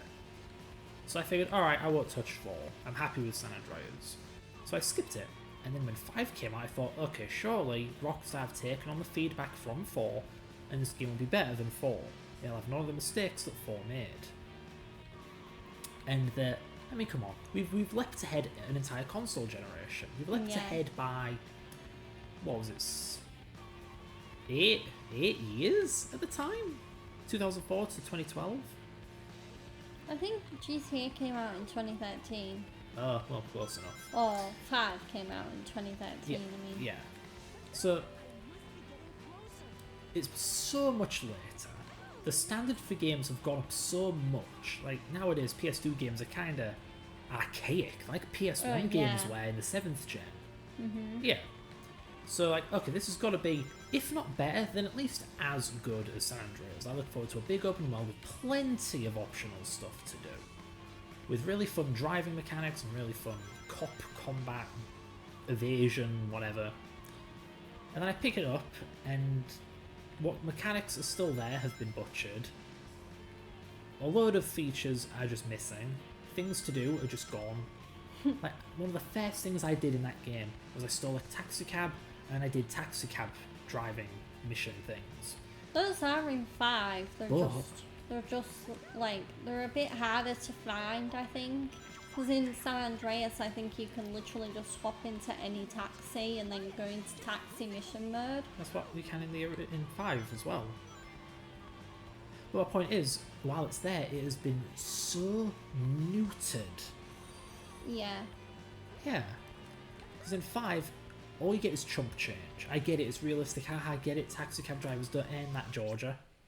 Huh? You made the game. Sorry. Yeah. I had to do some moderation. I'll be continuing the game momentarily. Yeah, because I'm gonna crash now. Sorry. There we go. Good lord. Okay. They're like, haha, taxi cab drivers don't make millions of dollars from dropping off people. It's like, yeah, that's realistic, but who said it had to be realistic? Why can't this game be fun? In San Andreas, the taxi cab missions are really fun. Because, I mean, I say it, they have more to them, alright? Whether that makes them fun or not is up to you. But there are 50 levels, and if you do all 50 of them, you get a ton of money, and you unlock, like, the taxi cabs get nitro. It's silly, but it's a reward for doing taxi cab missions. And there's an incentive to combo taxi cab drop-offs. The more you do in a row, the bigger a money multiplier you get. So you can genuinely earn several $100,000 right at the start of the game with a good chunk of taxi cab missions. Yeah. It doesn't necessarily break the game because money in San Andreas doesn't do much. And even then, things in that game can be expensive, like safe houses. So it's just a nice way to earn some money. It's something different from the usual missions. Yeah. And unlike the other missions, odd jobs in that game, you can actually stop and start the taxi cabs whenever you want. You don't have to do all 50 in a row, which is good. But anyway, I'm going to die. Go Rouge, go! No. Go Rouge, go! Go Go, Rouge, go, go! go. Go Rouge, No, go! no, Go Rouge, no. go! Ooh! Wait, did you do it? I did it! Wow. But did I get Did an A rank? Damn it! Oh, okay, I'm doing that again. So where the heck was I? Yeah, so you get a reward for doing 50 of them. If you combo them, you get some decent money. So there's an actual point to it. Yeah, whereas in 5, if you do a taxi thing, it's literally just to get more money and that's it. And it's not even much money, which is like, No. haha, I get it, you got $10. Yeah, great, thanks. Way to ruin something that worked I great feel in like, the old honestly, games. like, the taxiing in GTA 5, like, doesn't have a point. In fact, one thing that has a little bit more of a point is making Franklin buy the taxi company, because then at least you get taxi rides for free. Which is like, yeah, But- even that has more of a benefit and a point to it compared to driving a taxi around Los Santos and optionally San Andreas, like Sandy Shores, and getting like, I think it was like 50 GTA dollars. It felt like it was really not a lot of money. Yeah, but guess what, honey? What? They may have butchered the taxi cab odd job, but at least it was, you know, there. There. You know what yeah. wasn't there in 5? Ambulance. Ambulance, firefighter, police. vigilante. Yeah. Where were they? Wait, was Vigilante the robbing one? No, where you're a cop and you kill bad guys. Yeah. There was no robbery, you know, home invasion. Yeah. There was no pimping. There's no that name for a person who takes a car when you go to a hotel. There was none of that. Valeting. No valeting. Yeah. There was no quarryman. No. It was just taxi cabs. Yeah. What the fuck? Oh, and there was taxi riding, and they also added tow trucks. Yeah, that one was nice. Yeah. Why can't there have been more like that? So yeah, there was tow trucks, taxi cabbing, like there was, I think you could, I swear you could do like supply drop missions, like going a plane and like, get supplies and stuff. Now, I'll admit, it's a bit of an apples to oranges comparison because Quarryman, who gives a shit? That was like a one-off thing for San Andreas, sure. But ambulance, cop, that, taxi, some other fourth one that I can't remember right now, those were series staples. Yeah. And they're just gone now. Why? I get getting rid of the pimping because this isn't San Andreas, even though it is literally San Andreas, but yeah, it's a GTA game. Do what GTA games do. Felt like a slap in the face, you know? Pay this big money for this brand new game that's got 8 years on the previous game, and it's after the controversial game that no one liked. Yeah. And it's barely GTA. So it's if to say my heart was ripped out. Ugh. And that's the kind of disappointment I feel every time I play a new Sonic game. Woo! Well, no, you weren't that disappointed playing Frontiers. What are you talking about? I was quite disappointed. I mean, you weren't disappointed, you were more just angry that... Excuse me. It was like... There we go. That's it got was to like be Breath of the Wild. Yeah. But like Sonic.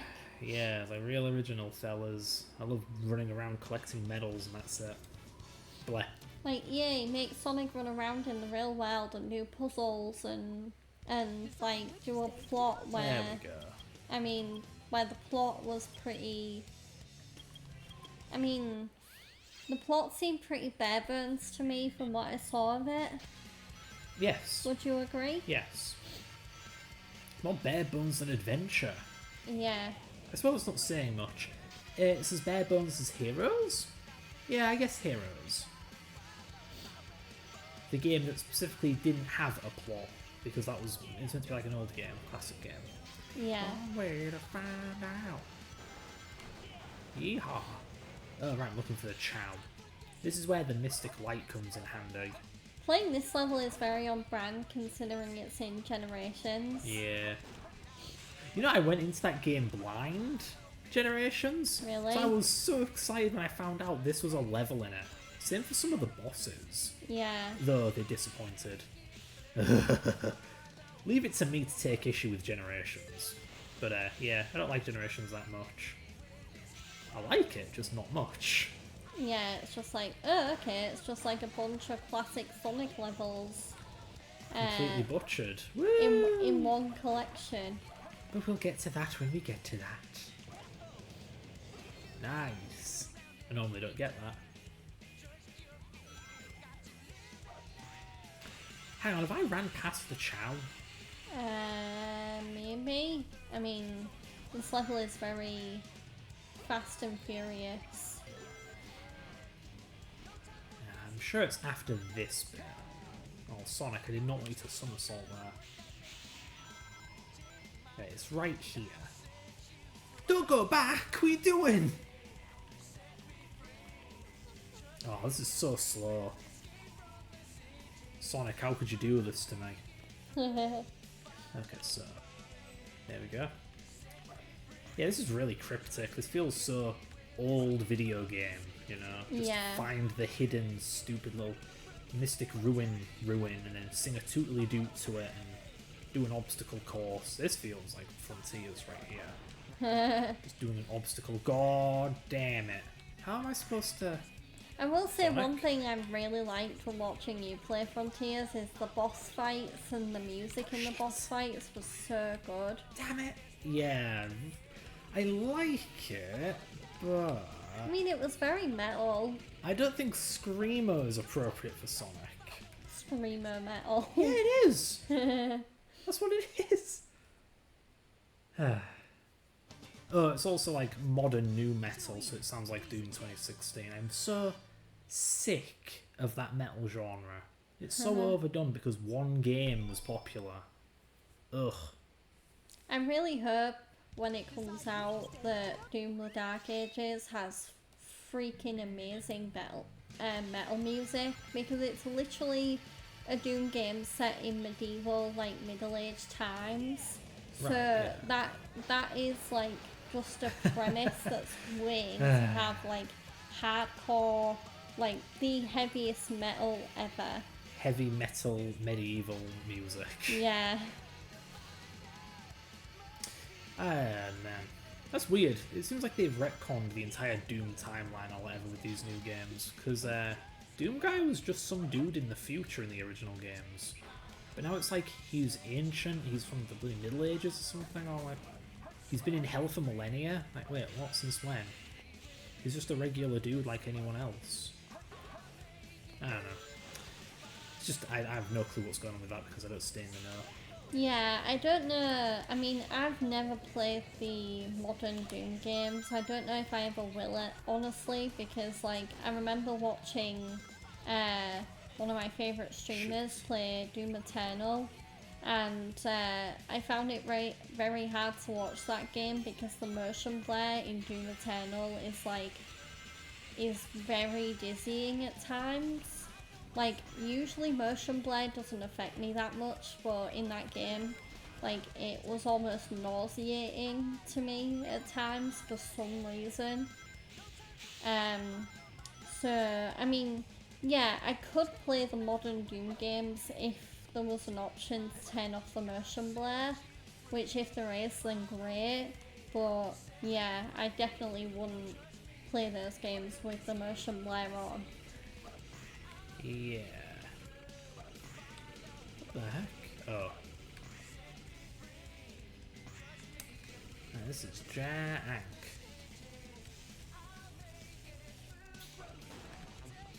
There we Well, go. yeah, I am curious to see what upcoming games people are interested in. I know I'm actually, I mean, this might be a little bit of a cheat code or an advantage taker, but I know when, not if, when I pass my driving test, I'm gonna get people to get me presents to celebrate, because there are two games coming out really soon that I really want to play. One is Life is Strange Double Exposure, which, for those that don't know, I am currently playing the first Life is Strange on my streams. And the second one is Dragon Age The Veilguard, because I still need to finish Inquisition, but I've been told that Dragon Age Inquisition doesn't really matter as much when it comes to the choices in Veilguard. But yeah, I'm very excited for the new Dragon Age game. But yeah, I want to see if I can get other people to buy those games for me, because yeah, I wanna play them, but I don't want to pay for them. So yeah. Yeah, modern games. When did games start being 60 quid? When the PS5 came out, I think. I think that was more of a 70 quid thing.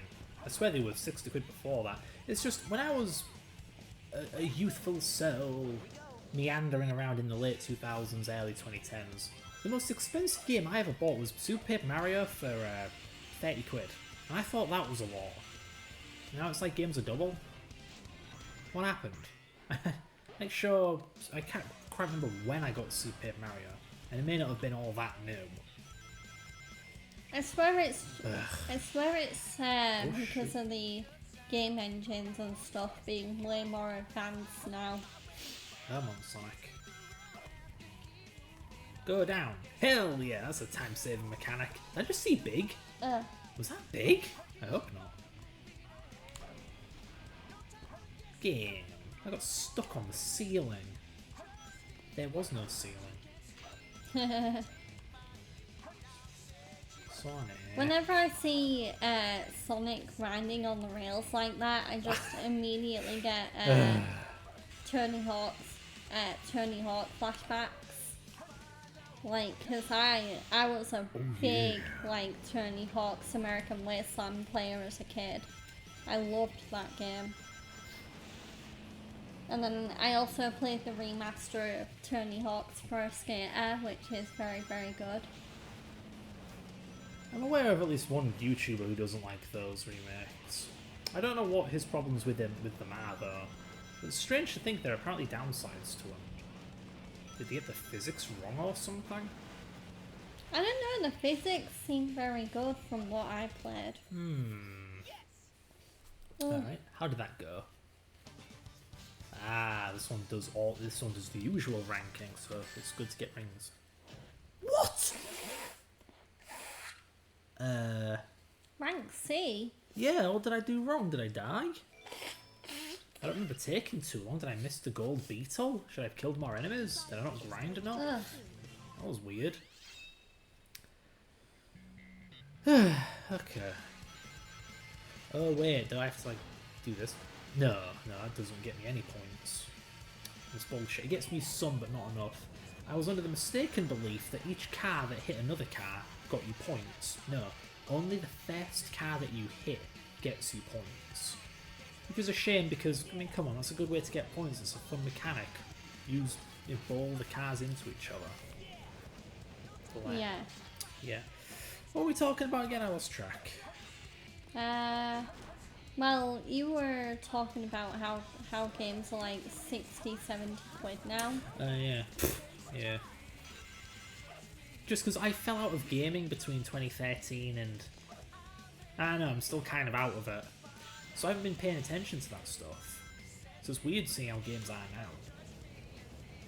And this is why I play all the retro games. I haven't played modern games.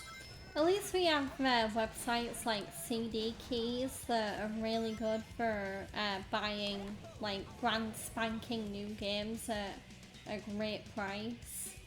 This is not product placement, by the way. Like I was able to get Dead Rising Deluxe Remaster from CD Keys for like 30 quid. Oh, thank God. Whew. Which is like a bargain. It's basically like half price. And it was the digital deluxe as well, I think. Yeah, it was. So yeah, even better. Yeah. But yeah, I definitely recommend CD Keys if you're kind of crunched for money, like I'm not really crunched for money, but I am just stingy. I am trying to save up. Especially with me, I'm currently on like I'm essentially, by the time it comes around to it, gonna have been on a gap year from working, because I got terminated from my last job due to health reasons, and yeah, ever since then I've been like working on not only my health but also my portfolio and skills. So yeah, right now I do want to save up money wherever I can. So yeah, using CD keys to buy games has been really, really helpful. For the record, I am steadily self-employed. If you need the best programmer on the planet, hit me up, yo. Do you really have to talk right into the microphone? I also do ASMR. Apologies if anyone's earphones just got absolutely blown out. Hey, come. Who's ears been blown up by my wonderful voice when I'm actually pronouncing my S's correctly? Hey, I'm British, my teeth suck, okay? It's hard to say S's. I mean, my teeth used to suck and then I got braces, so yay! Look at you! I was too stupid to brush my teeth as a kid, so they never gave me braces, and now I have cavities. Woohoo!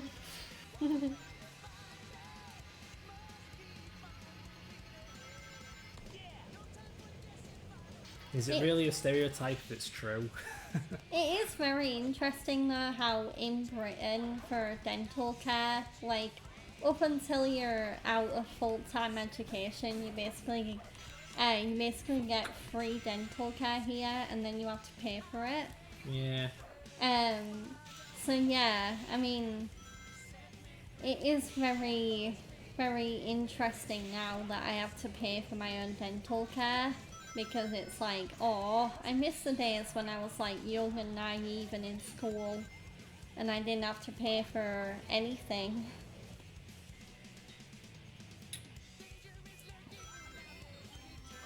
Ooh. Yeah. Oh god, I have to do this again. Thank god. Yeah, that's what I was going to say. Yeah, so as a kid, I simultaneously didn't have to pay for anything and thus had no money, while simultaneously needing money to buy things and I had no money. I didn't really get pocket money. No, me neither. Not really. Yeah. Perhaps that's why I'm so damn stingy. I was used to getting, I don't know, a couple like, high, mid, double figures for my birthday. And then saving it. And Christmas. Yeah, I guess. And saving it for the full ass year. Because when else do I ever get money? So. Yeah, like I said, imagine how. This is why I thought Paper Mario was a lot of money back in the day. Because 30 quid when I was lucky to get 50 for a birthday. Or a Christmas, or both. Yeah. In total. Yeah, that sucked.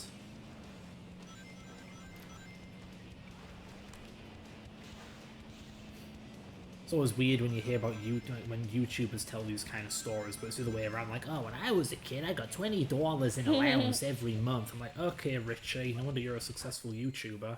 Yeah, anyone that was lucky enough to get pocket money as a kid, I kind of envy you a little bit. Too easy. Piece of cake. Crippling depression. I need to kill more enemies. That's what's going on here. Which stage to go to? Hopefully, our audience isn't getting too bored of seeing cities Admittedly, over and over. yeah, I need to stop doing that. I need to do like every level's second mission and every level's third mission. To be fair though, I don't know, a lot of streamers speedrun, so I imagine... Right now we're just plain grinding, Well, really. Yes, that is the Yeah. point, that's what 100% is all about. Just last night I grinded Dead Rising 1's Zombie Genocide achievement, which is kill 53,594 zombies. Yeah, and it literally took you like a day to do. About 3 hours. Well, 3 real-time hours and 1 in-game day. Yeah. Yeah. Which is actually not bad at all. Yeah. I remember as a kid it took me the full 3 in-game days to pull that off. Or maybe I'm just misremembering it. It has been one a very long time. I got a lot of that game's achievements in 2010, so Yeah. that was a while ago. Yeah, address the elephant in the room. Yes, I did play a lot of adult games when I was a kid. Okay, I could have used a better term than adult games, but 18 games. Yeah, and then I was very much more, like, stereotypical. Like, when I was a kid, I played, like, Crash and Spyro and Rayman and Simpsons Hit and Run and anyone who had a PS2 and like grew up in the noughties might remember something called the Buzz Buzzers, and like the Buzz Quiz games and Buzz Junior Party games. Like, yeah, that was my shtick as a kid. And then also Bratz when I was into that. Like, I was not a Barbie girl as a kid. I was full on Bratz. Because I know that was a very common debate. If you were a girl and you were growing up in the noughties, it was like, are you into Barbie or Bratz? Like, for some reason it was not okay to be into both, which, yeah, now that I'm an adult, I'm like, why? Kids are dumb. But, yeah.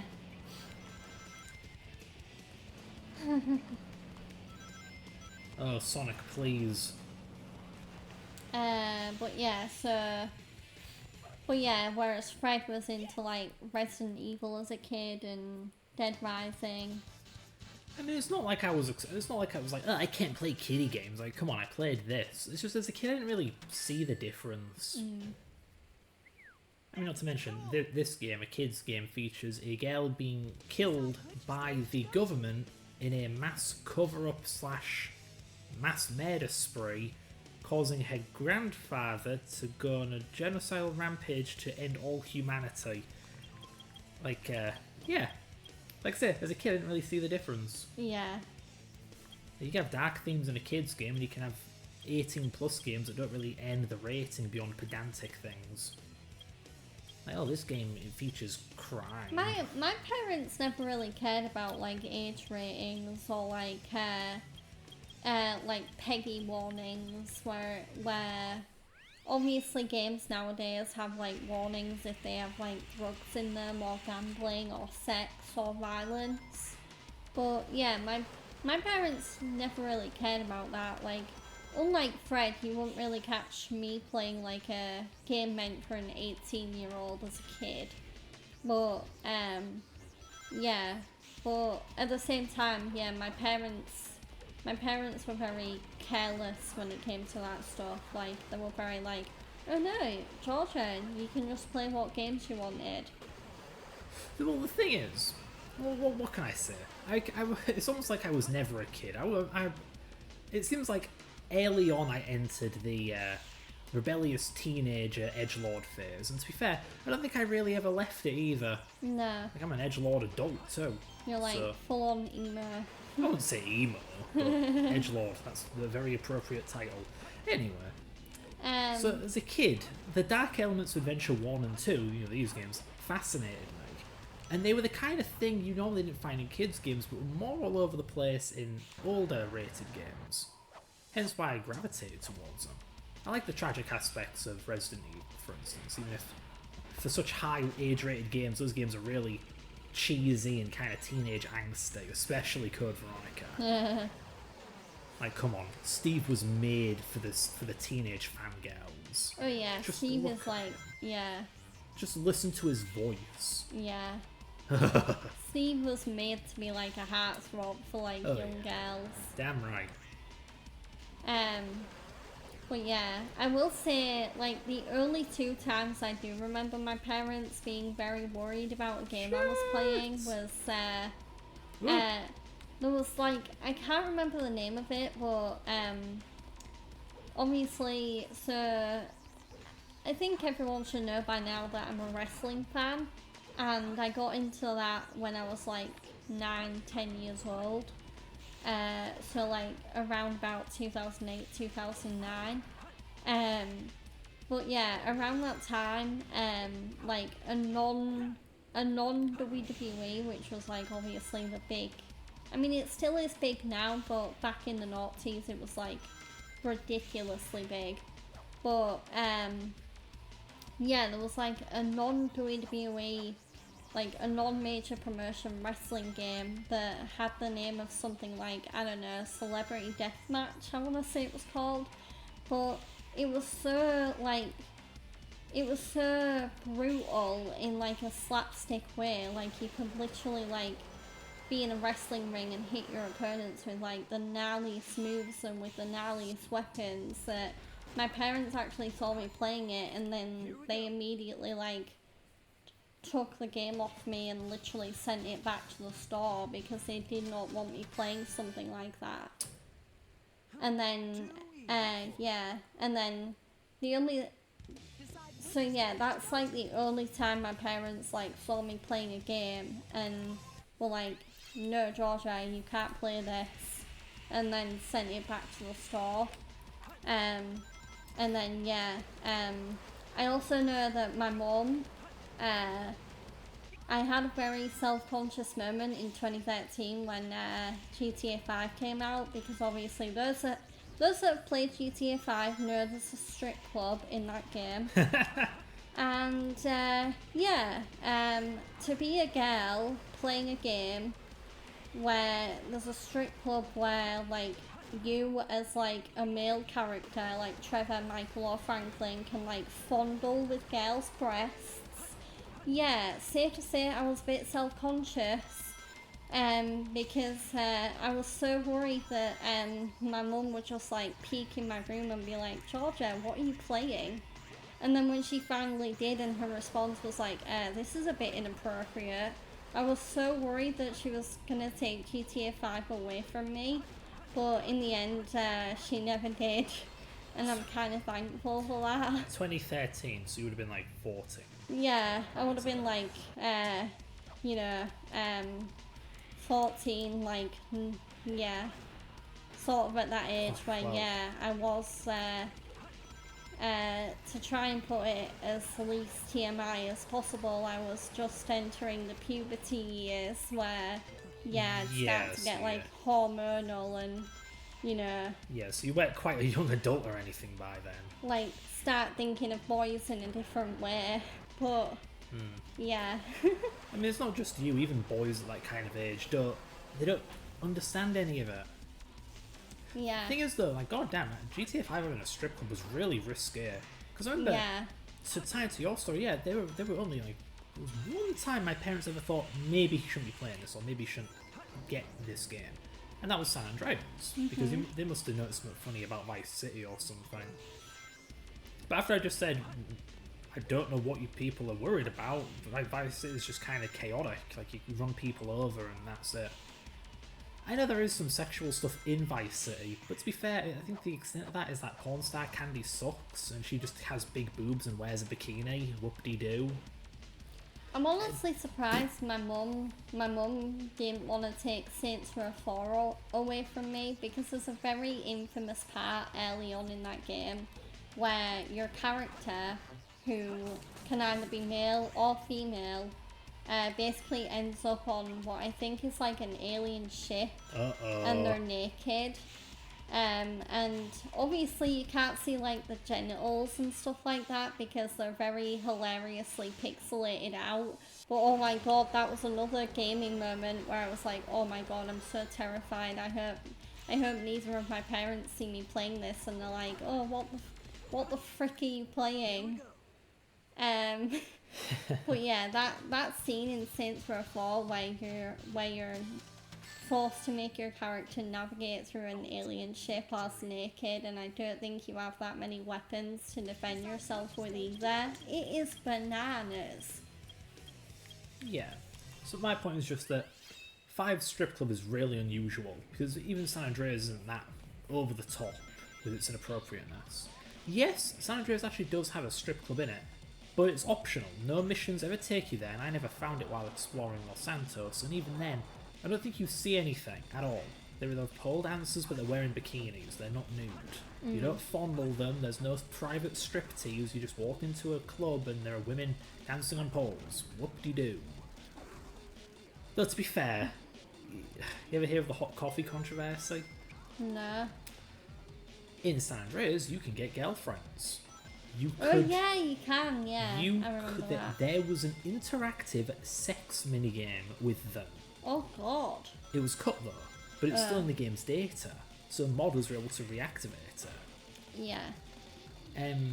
Legislators pushed that the game did contain the sex minigame, even though it didn't. It was inaccessible. Yeah. Yeah, so just idiots fucking with the law by lying. Great. Yeah, it kind of got the game banned. They had to reissue it without the files left over in it anymore, even though you couldn't use the files anyway unless you modded the game. And if you're modding the game, you can just put it back in, so what the fuck. But yeah, that was the hot coffee controversy. Yeah. So it's kind of weird that after San Andreas got into that massive shit situation, that 5 just has fondling at a strip club. And even with 5, I mean, it's not like like they're not official girlfriends, but you can go back to the strip club dancers' places. Oh my! And get them as like contacts in your phone, where you can then basically do a booty call with them and like call them up and then keep, going back to their place for what. Georgia, I feel the need to point something out. Okay. I did not know that because I did not go to the strip club in that game. I was also quite young and I did not want my parents to see that. How do you know about that? Have you been going to the strip club? Yeah. What the fuck? Of course, between me and her, she's the one who's been to the strip club in GTA 5. Enough to get booty calls. Yeah. Wow. And it wasn't even an intention of mine. I just like bumped into it. Like, I just got along well with a particular game that I then uncovered that feature where, yeah, if you get a girl to like her enough, then you can get Trevor, Michael, or Franklin to ask the girl whether they want to, go back to your place. Yeah, go back to their place. Yeah, Shadow approves. So yeah. Decide which stage to go to. I'm just thankful that, even if my mum saw the strip club, at least she didn't see the most, like, risque part where, like, because not only do you go back to the dancers' places, but there are very visceral sexual noises when you go back to said places. That is what San Andreas replaces the minigame with. Just where it's like, noises. Like, yeah. moans. Okay.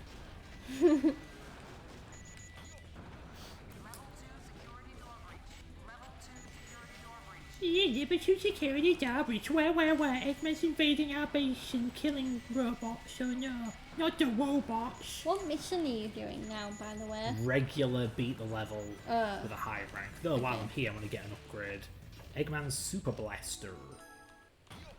Eggman looks decked out when he's fully upgraded. Yeah. So cool when I was a kid. But yeah, I mean, if anyone else has any horror stories they want to share about being caught playing a game that, maybe their parents wouldn't approve of, then yeah, either put it in the Twitch chat, or if you're watching this on YouTube, feel free to like light up the comments with your explanations. But yeah. Any discussion is very welcome. Yeah, there was one awkward time where I kind of got a little bit in trouble with a shop employee. Because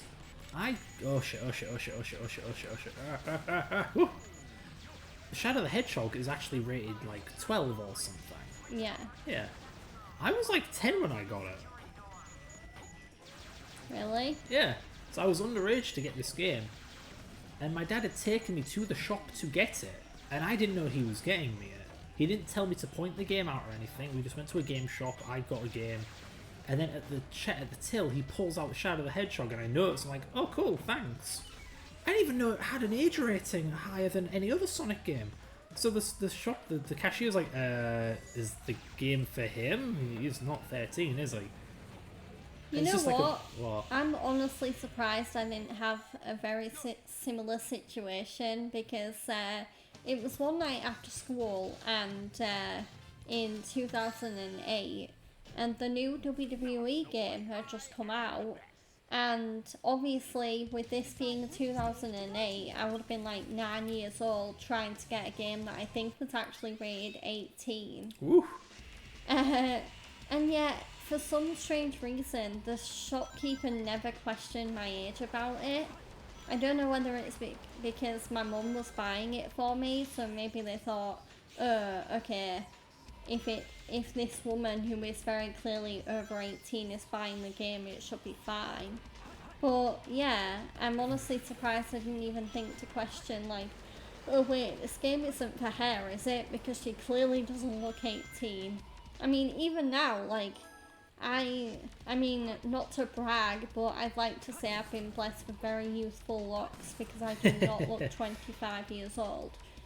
So, yeah, I'm honestly surprised, like, I haven't had any, like, many instances where, like, people have been like, are you sure you're, like, the right age for this or that? But yeah, that was very funny. But yeah, my dad had to baloney his way out of that situation by saying, "Oh no, the game's for me. I just let my son try them out." Yeah. Which I don't imagine the clerk or the employee would normally have agreed to. Like officially, I don't think that's a good excuse. But for whatever reason, the guy just rolled with it. But yeah, I mean, I kind of get it. Shadow the Hedgehog is Decide which stage to go to. edgy? Question mark. It's Edgy, pretending kind to of be dark. edgy. Kind of. A We'll get to it when we A get little to bit it. like sci-fi, dystopian, maybe. No. No. Oh. It's just... We'll get to it when we get to it. It's a bastardization of the character. And his backstory. Thanks, Yeah, Shadow my the fiance Hedgehog. is not a fan of the solo Shadow game. No, most people aren't. Yeah, goddamn was I disappointed. Because Heroes with this was this... It was antithetical to Adventure 2. Adventure 2 has a proper plot, it's relatively dark, you play as a single character at a time. Heroes is you're in a team, it's light-hearted, the plot just doesn't give a shit about anything. And then they get the Shadow game, which is the opposite. It's about Shadow, like this game kind of is. It's got a single character, it's got an actual plot, or so I thought going in. And yet, despite Heroes and Shadow being the complete opposite of each other, they were both rubbish. So yeah, imagine my disappointment. And then, yeah, sorry, having a heart attack there. And then, my hopes are raised again by, wait, no, you don't get it. Shadow had these things that were the opposite of Heroes, and it was rubbish, but it wasn't an adventure game. And then I see Sonic 06 being advertised. It's like, oh, that's a real adventure game, unlike those other two games. That one's got to be good, right? And it was literally the worst Sonic game ever made. Yeah, disappointment after disappointment with this franchise. Yeah, I'm trying to think of a game where I was really disappointed with it. I mean, Damn it. That wasn't so hard. huh? Got it right. C. Oh. You were saying? But yeah, I'm trying to think of a time where I was disappointed with a game. I feel like so in case it's not obvious through the streams already, I'm more positive than Fred is. Yes. So like out of the two of us, I'm the one that's more likely to be like, I mean, it could have been better, but I mean, it was still okay in some areas. So honestly, I don't think I've been that disappointed with a game. I mean, to be fair though, I mean, a recent occurrence where I was kind of disappointed is honestly my dream scenario for Red Dead 1, if it ever got a remaster, was not a port. Like, if anything, I really wanted a remaster or remake of Red Dead 1 where they used Red Dead 2's engine and Red Dead 2's graphics. But no, instead they have remastered Red Dead 1, but yeah, it's just a port of the original game on PS4 and PC and whatever. So yeah, that left me feeling a little disappointed because I should have known it was going to be a port, obviously, because I think Rockstar announced it like the week before it came out.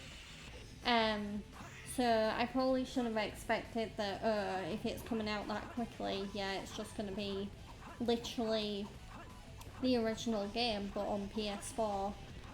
But yeah, I'm still holding out hope that I will get that, Red Dead 2.5, Red Dead 1 remake that I do want. But yeah, that was kind of disappointing. Even if Red Dead 1 is still an amazing game, but yeah, I guarantee like it will be taken to another level if it had Red Dead 2's engine and Red Dead 2's an equivalent and an equivalent Shit. of Red Dead 2's open world and Fuck you. yeah. Anyway, Oh, please, game. Oh, you are actually pissing me off. Fucking Ooh. Christ. Fred's getting ragey. That was just bullshit after bullshit. Ugh. But, yeah. Maybe if dipshit over here didn't homing attack a random box instead of ahead of him. Ugh. Anyway, yeah, you got anything interesting to talk about? But, yeah, I do. Apart from, you know, Red Dead 1 being a port instead of a remake like I wanted it to, I can't really think of a recent time that I can remember anyway where I was plain disappointed with the game. I guess I was also obviously disappointed with the Saints Row reboot because I guess I was expecting more out of it.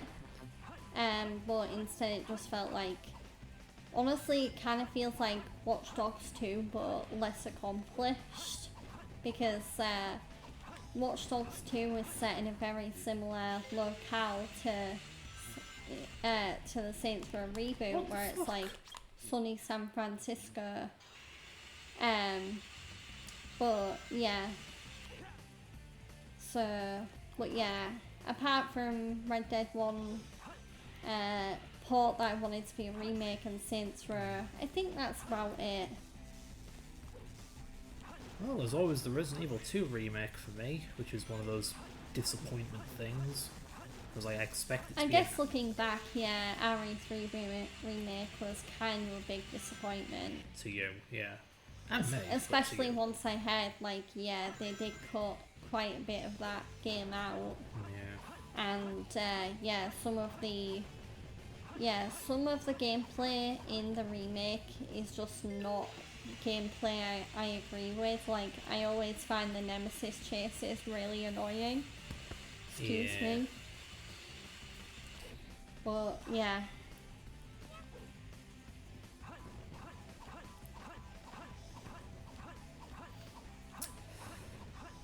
Well, there's no shortage of disappointments when it comes to Sonic. I've already said, like, everything up until 06 disappointed me. Oh, Shadow, come on! You didn't kind look- of cheesed that You know, you didn't look onto the friggin' enemy! a little bit. Anyway, after 06, Sonic was dead to me for a while. I didn't pick up another Sonic game until Generations, oddly enough. Yeah. Yeah, so I skipped Unleashed because I heard that the Werehog just ruined the bloody game. I skipped Colours because, haha, kiddie Nintendo Wii game with kiddie plot. Anyway, It was also on the DS. right. And then I got it, and then I got... Fucking Jesus. I got Generations, and I was kind of furious, kind of livid, because up until that point, I was used to Sonic games being in the adventure formula. God Yeah. damn it. If I had got that bloody beat... Anyway. Calm Yeah. down. I am! Jesus. I'm trying to think, collect my thoughts. So, Heroes and Shadow are still vaguely similar to the adventure games in terms of physics, controls, level design. But, Generations, it turns out this began with Unleashed, and Rush technically, is such a radical departure. It's no longer just a big 3D platformer in the vein of the Mario 64 whatever. Instead, it's practically a hallway. Well, it's like a racing game. You run down hallways at bloody light speed, and you have a fraction of a second to react and do a tricky jump or whatever. And you have to memorize the level, otherwise you're just going to run straight into a wall. It's the complete opposite of these games. Anyway, so I was livid. I was like, oh, the first good Sonic game in ages, and to me it's not even a Sonic game because the gameplay isn't Sonic. It's what we now know as the Boost formula, popularised by Rush. Yeah. So to see this celebration of Sonic's history and it's completely spitting on it with this goofy ass gameplay. Oh, Eventually I grew to like it, but it took a while for me to forgive the game for that. Dear God. I have to play that game, and then I have to play the other games that this are... Are you kidding me? I guess another game that I haven't played, but yeah, I was so disappointed with the reception to was Walking Dead Destinies. Oh yeah. Which is it kind of flew under the radar a little bit, probably for good reason given the now very bad reception. But yeah, Walking Dead Destinies is basically, it's kind of like Walking Dead Telltale, but it's sort of it's both choice making, but it's also literally getting to play through the events of the show. But the thing is I don't even think the story and like the choices are that bad. The thing that makes the game that bad is just like how it was made. Like the characters don't really look like the characters from the TV show in some cases. And also like I was kind of hoping if they were to do a Walking Dead like not reimagining but retelling on the PlayStation, that most of the original cast would be able to return, which yeah did kind of happen. They did bring some familiar season 1 faces back for that game, but yeah, I think it was just so badly made, and like there was bugs and stuff that yeah it just did not live up to expectations. And yes, it was a real shame to hear about, because I really wanted to play that game, because I love anything Walking Dead, and yeah, so yeah, that was another game that just popped into my head whilst Fred was talking about his own experience with disappointment. Yeah, let's hope I don't get bummed here. Again. Good. Stay dead. Okay. I think this is the one. Oh, Cool. itchy nose. Please be the end of this level. I do not like this level anymore. Yeah, I can tell. Yeah. Yeah. Woohoo! Ultimate victory. Yay, thank God. If you say so, Shadow. Decide which stage to go to. Oh yeah, cool. Treasure hunting time. Yeah, I used to despise these treasure hunting levels until this one random YouTube personality gave his point of view on why these levels work, and when you think about them that way, yeah, they do work. The idea is, yeah, the radar sucks. Yeah, you just gotta look for gems for God knows how long. But the idea is these levels are small, and they have some degree of... well, you can plot a route through them. So the idea is, if you want to get a high rank, it'll be really quick. So the idea is, you know the level, you've played them a lot, you know, like the back of your hand, just do laps of them over and over again, as quickly as you can, as efficiently as you can, being tipped off by the radar the best you can, and collect the gems as quickly as possible. This is Sonic, it's meant to be fast paced. This isn't meant to be some boring, tedious Easter egg hunt. No, it's meant to be quick. When you treat it that way, these things are much more understandable and, well, more fun. You're not slowly slogging around looking for everything, but you have to be good with this radar to get to that point. Because if you can't follow the radar, you ain't doing this quick. Like, to be fair, right now I'm a little lost. Like, where is this thing? It can't be in that little room because it's green when I'm nudging my head against it. What the heck? What? Oh, you're joking. It was above water? Game. There we go. Game. Yay. Don't know how that was a perfect. But yeah, so it's not here, so we'll quickly visit these two wings of the map. Not here, would have gone off on the radar by now. Definitely not there because there was an emerald there earlier. So it's got to be over here. There we go. Now we just got to whittle it down to where it is in this area. If I go up, will it go yellow? Then it means it's up here. No, so it may be level. Yeah, Fred's kind of showing me how it's done here, because anyone who saw the earlier parts of both this game and Adventure probably were banging their heads against the wall seeing me struggle at what apparently to Fred seems like such a simple thing to do. This is miffing me, actually. It's been yellow for so long. Miffing is, by the way, like a kind way of saying it's peeing him off. It's somewhere around here. I don't remember yellow being... Wait, oh, I was right, it's down here. It's in the tree, are you kidding me? See, I knew something was wrong because I'm familiar enough with the radar. But until you have that sixth sense, these levels will be a bit annoying. How is that? Perfect? Like me? Oh my. Decide which stage to go to.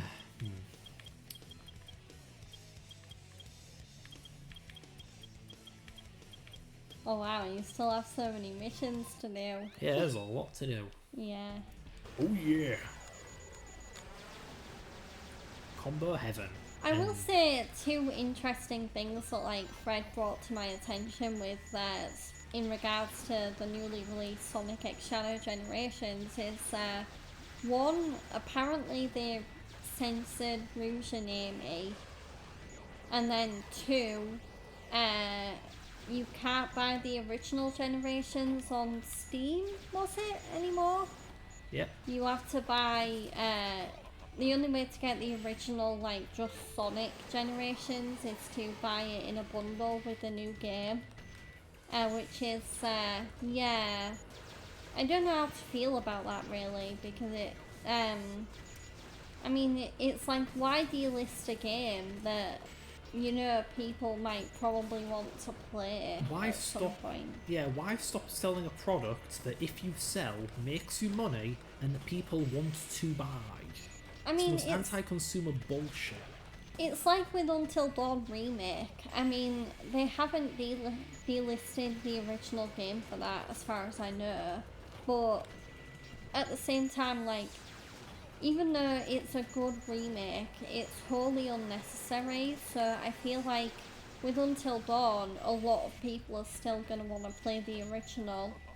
So yeah, I just hope the original Until Dawn does stay on the stay on the online stores and stuff like that. Yeah. Yeah. Just to some extent, I can understand wanting to minimise customer confusion. Yeah. If a kid says, I want Sonic X Shadow Generations, and their parent goes on Steam and is like, Sonic X Shadow Generations and Sonic Generations? Yeah. I guess I'll get Sonic Generations? I get And their that, kid's gonna be disappointed in that case. there has to be a better way. Have a disclaimer on the game, you know? Have it in the description like, oh, this is the 2011 original, please do not confuse it with the 2024 game Sonic X Shadow Generations. I think there are some listings of Until Dawn though that do just straight up call it like Until Dawn 2024. Yeah. So yeah, that's like easier to make out. But additionally, maybe just don't call it Sonic X Shadow Generations. Yeah. Like, yes, at least it's called Sonic X Shadow Generations, not just Sonic Generations 2024. I mean, But, I get why they called it Sonic X Shadow Generations, but Yeah, I mean, I do. seeing as it's apparently like a tribute or like a reminder of how great of a character Shadow is, why not just call it Shadow Generations? Yeah, God, what was I going to say? Shoot. Because I mean, yeah, the whole point of them bringing that game out, I mean, yeah, cool. The levels in the original Sonic Generations apparently get like remastered and like, you know, ooh, they look even prettier now. But the whole reason they brought Sonic X Shadow Generations out is for the Shadow levels. Yeah, pretty much. So yeah, why not just call it Shadow Generations? But yeah, minimizing user confusion. I suppose one nice thing they could have just done... Oh, wait, no, mod compatibility is an issue. I don't know. Now you know why I am but it just seems like a crummy excuse. Decide which stage Assuming that even is the reason, it could just also be corporate greed, you know? Like, oh, we don't want them to buy the cheaper old version, we'll force them to buy the newer, more expensive one. Yeah. And like, still, again, it's just like, if you want to minimize confusion, give it a different name. This is like the same stupid thing with I Resident hate Evil. that inconsistency with like remasters and remakes though when it comes to pricing though, because some of them are, some of them don't con you and are like, cool, get this remaster or remake for like 30-40 quid, which is perfectly acceptable. And then you'll get some remasters and remakes that do expect you to pay full back 60 or heck even maybe 70 quid. What's the point of this? That was weird. I don't know. That was really weird. Okay. Yeah, it's just my point is, for instance, how many people are now confused by, say, Resident Evil 2, Resident Evil 3, Resident Evil 4? Because they are literally not the video games that are known as Resident Evils 2, 3, and 4. Those are the weird remake, remaster, whatever the hell it is. But they share the name. It's kind of stupid. Well, technically on Steam, Resident Evil 4 Original now has the year attached to it. Yeah. So that actually does have a difference. Either way, my point is, these games share a vague plot, vague gameplay mechanics, and yet they share a bloody name. Kind of defeats the point of names. Anyhow. And then in Japan they have the decency to give it a different name. It's not Biohazard 2, it's RE Biohazard 2. Yeah. Which is good enough. That's like a Sonic X Shadow Generation thing. Like, it has a different name even if they're similar. Because the games are different but similar. Yeah. Fair enough, even if it does result in a little confusion. At least it's not mass confusion. I mean, how many people from now on are going to hear Silent Hill 2 and they're going to think of the remake? Or think the person's talking about the remake. It's got the same bloody name. Booig. I guess it depends on how old you are, because when there will be, I think there will be that confusion now where when someone talks about Silent Hill 2, depending on their age, they're either going to be like, oh, you mean the remake? That game's so awesome. And then, like, some guy who might, I don't know, be in, like, their 30s or 40s will be like, oh no, I meant the original that came out in the 90s or whenever. Silent Hill 2 came out in the 2000s, I believe. It was a PS1 launch title. Okay. Sorry, PS2. What am I talking about? Silent Hill 2 was a PS2 launch title. Yeah. So what was I? Didn't the PS2 come out in, like, 2004, 2000... Georgia. It came out in, like, 2002, I think, actually. I think it was 1. Really? Yeah. Huh. It predated... It was between the GameCube and the Dreamcast. I think my dad got me the PS2 late though, because I remember having the PS1 for quite a while, and then because I remember having the PS2, and I'm pretty sure I was like about to enter primary school, which would have been like 2004-ish, 2005. It's just whenever a game shares the name with another game, people, the fans, the audience, they always have to differentiate themselves. We don't call RE2 2019 RE2. We don't call it Resident Evil 2, we call it Resident Evil 2 Remake, because that's what it bloody kind of sort of is.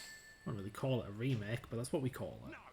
Not to be confused with Resident Evil 2. Different game. decide which stage to go to. Likewise with Sonic the Hedgehog. Sonic has had this issue before. Sonic 06, it is literally not called Sonic 06. Can I make a request? Why What? not do the pumpkin level? You know, Halloween. It's time to get spooky up in here. Yeah, get spooky. Oh yeah. You know me, the fighting Freak Knuckles, and we're a Pumpkin Hill. You ready? I ain't rapping this again, am I? I ain't gonna let it get to me. I'm just gonna creep down a Pumpkin Hill. I got to find my lost piece. I know that it's here. I can sense it in my feet. The great emerald's power allows me to feel. I can't see a thing, but it's around somewhere. I gotta hold my head, cause I have no fear. It probably seems crazy, a graveyard theory. A ghost tried to approach me and got leery. Yeah. Yeah. Fun. I do wonder what my strategy is here. I need 100 rings, and I do not know where to find 100 rings. I could dig in a wall over and over again until I randomly get a bunch of rings, but that's not too reliable. Where oh where will I find rings?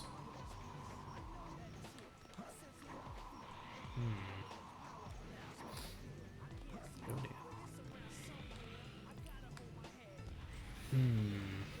I'm a little worried now because I'm just now realising, oh right, I have to do 100 rings as the emerald hunting characters. I just realised I'm kind of a doofus because I said I'd be doing. I might do something special like on Thursday if I pass my driving test, and then I'm like, oh duh, it's Halloween anyway. Of course, I'm probably gonna do like a spooky stream. Well, you have to play like a spooky driving game. Spooky driving game. To combine the two. Does such a thing exist? To tell the truth, I have no idea. I'm not aware of any Not spooky really. driving games. I mean, Lots of I guess I plots. could play a horror game that has driving in it. I can't think of one. I mean, well, yeah. Damn it, I need more. More. I don't want to have to walk on these narrow thingamajigs. Oh, that's an enemy. Oh dear. I wonder how easy it would be to actually get a Velma cosplay for Thursday. Because me and my fiance were just like talking. Well, we weren't really seriously talking about potential Halloween costumes, but we were just like ironically saying that, like, yeah, if we were in the Scooby-Doo universe, he would be Shaggy and I would be Velma. Decide which stage to go to. It's actually fitting because in Mystery Inc. they're interested in each other. Really? Yeah. Oh god. Poor Scooby forever alone without anyone to call his own. Not even Shaggy. Yeah. Whatever happened to Rose Revolve Rose, Raggy? I mean, if I were to successfully cosplay as Velma for like a Halloween stream, or just cause on Halloween, it would certainly be a change from the last time I dressed up for Halloween, where I was the leader of the Whisperers, Alpha from The Walking Dead. Yeah. Alpha but not bald. Yeah, not bald Alpha. I mean, I did think about getting a bald cap, but yeah, the ones at my local supermarket were not good. Oh, where is this So, thing? yeah. If anything, I was sort of like a blend of like pre-apocalypse and post-apocalypse Alpha. Cause yeah, Alpha before the apocalypse does have hair, because I mean obviously Samantha Morton does have hair in real life. But yeah. Talk about being dedicated to the role. It's like, oh, you have to shave off all your hair. Really? Okay. Yeah. I mean, damn. I don't think you could pay me enough money to go bald. I love But my yeah, hair. Alpha was such a good villain. Like, definitely, like, on par, if not better than, like... I mean, she was, like... She wasn't as good as Negan, hell? but she was definitely on par with the Governor. Who knew British actors make such good villains in The Walking Dead? Because, of course, David Morrissey played the Governor. Not always villains in general. And then, well, yeah, not just... I mean, yeah, British actors make great villains. In general. Because Americans are salty. I mean, I'm not gonna answer that, because I don't want to offend any Americans who may be in the chat. Well, they offend me by making us nothing but villains in every damn thing. Wow. More representation, please. There we go. I said, there we go. There we go. There we go. But yeah. Actually, come to think of it, there's quite a few British villains in The Walking Dead. Like, not just Alpha and the Governor, but there's also... There's also Jadis, who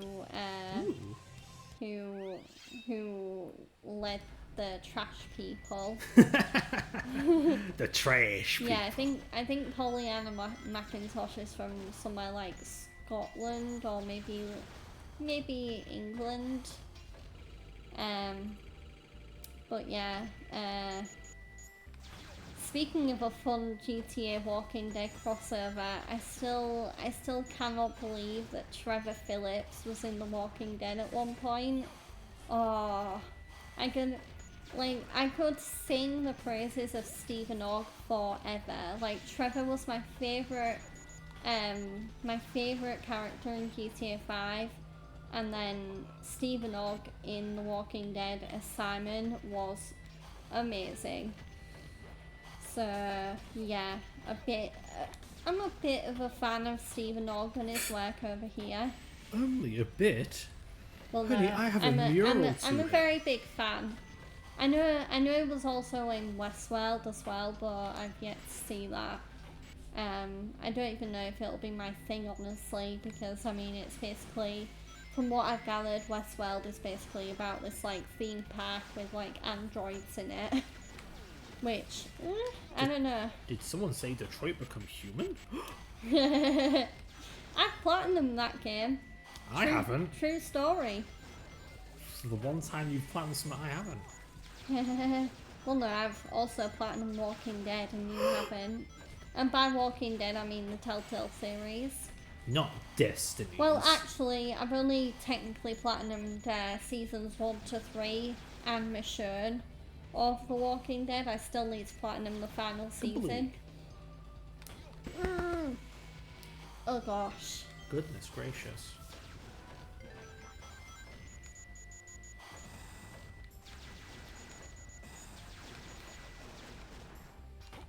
Time for devastation. And then there's Fred over here who's platinumed literally every Sonic game. No, not quite. I have not platinumed Sonic Colors Ultimate because I hate Sonic Colors and don't even own Ultimate or the original Colors. I've only ever played it. Don't like Colors. Other than that, maybe. Did you platinum Frontiers? Yes. Yeah. There are spin-offs I refuse to touch because I don't have to play every Sonic game ever made, okay, jeez. No. So I haven't done like the racing games because who the hell cares? It's technically not Sonic, so I don't care. Done Sonic the Fighters. That's a very easy, not quite platinum because it doesn't have a platinum trophy, but a good set of achievements. Easy set of achievements. Yeah. But yeah, have I really done them all? I mean, I've done 06 twice because I'm a lunatic. I've done Unleashed twice because I'm a lunatic. I've done Adventure 1 and 2 3 or 4 times now because I'm a lunatic. You know, Steam, 360, PS3. Yeah. Why did I buy the same game 3 times? I didn't. I just get them conveniently. Like, yeah, I bought 360 versions, but then PC, I'll get them in like a bundle. Yeah. PS3, I have like the games Georgia has and whatnot. Yeah. He was an Xbox boy, she was a PlayStation girl. Yeah. Decide which stage to go to. I mean, I have played the Xbox, but only very few and far between. Like, I've only ever played on an Xbox twice. Well, no, actually 3 times. So, the first time I played on an Xbox was when I was young. I went to my auntie's and my cousin had an Xbox, and I played the Destroy All Humans game on it. Which was, yeah, a very interesting experience. And then, I didn't beat it, I just, like, played enough of it for, like, one day because, you know, because when I was younger, I didn't really stay at my auntie's, I just went there for the day.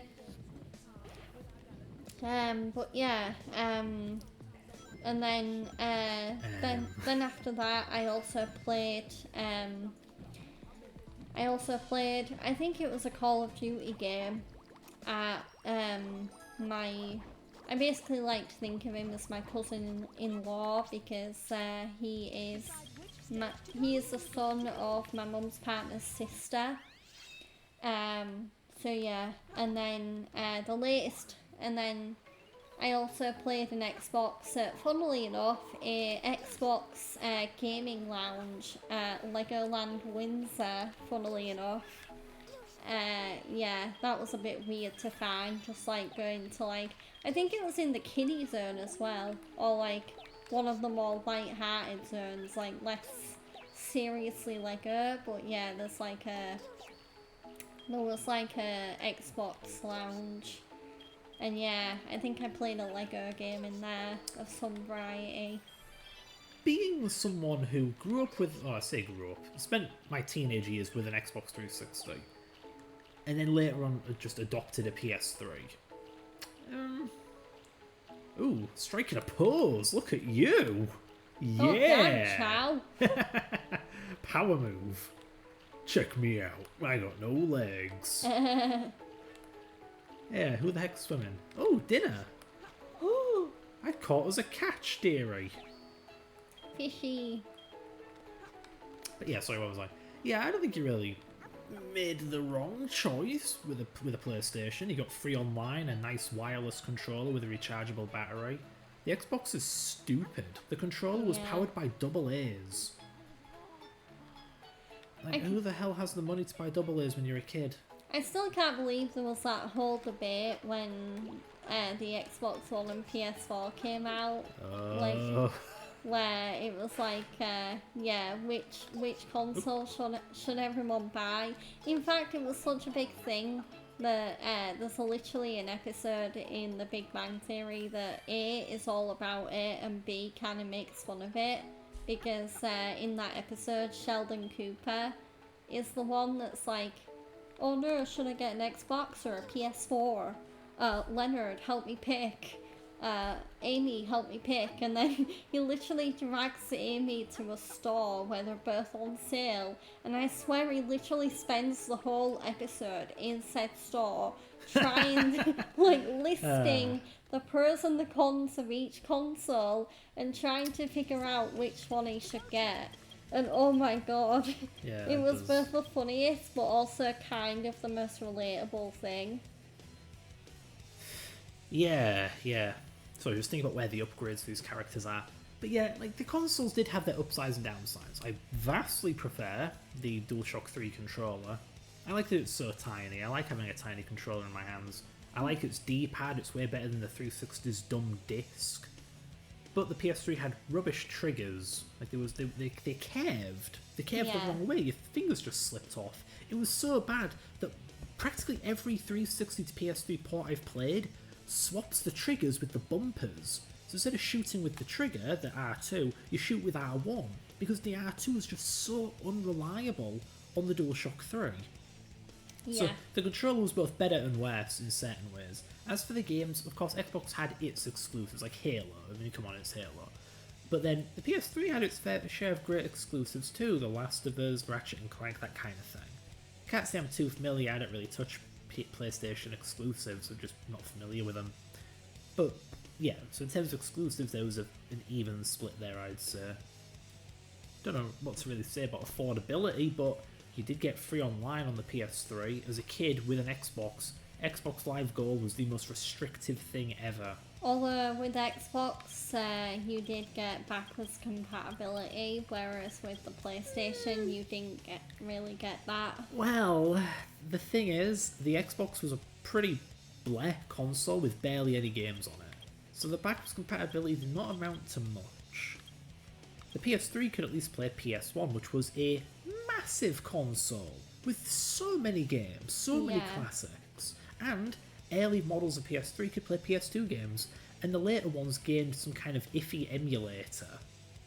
Don't know if they could play discs though, if it was just for downloadable games. Yeah. But yeah, so I wouldn't say the Xbox 360's backwards compatibility was that big of a sell. Mhm. Besides, if you had a PS3, you could just buy a PS2 Slim. Yeah. They were cheap as peanuts, if I remember correctly back then. Maybe I'm wrong, but I never got the impression that they were expensive. Seems to be the whole thing that a budget-friendly option for like really young kids. What else? Yeah, what other aspects could I compare the 360 to a PS3? Well, unfortunately the PS3 was a very gimmicky console to program for. Being a programmer, I actually have some passing knowledge of what makes the PS3 so bad to program for, so yeah, it often suffered from dog water ports, which is really unfortunate.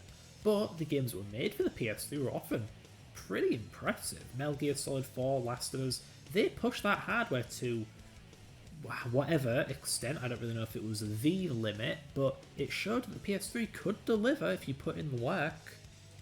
Yeah. So yeah, it's just kind of, I wouldn't really say either console was the wrong option, but yeah, there's just a lot of dynamics to consider.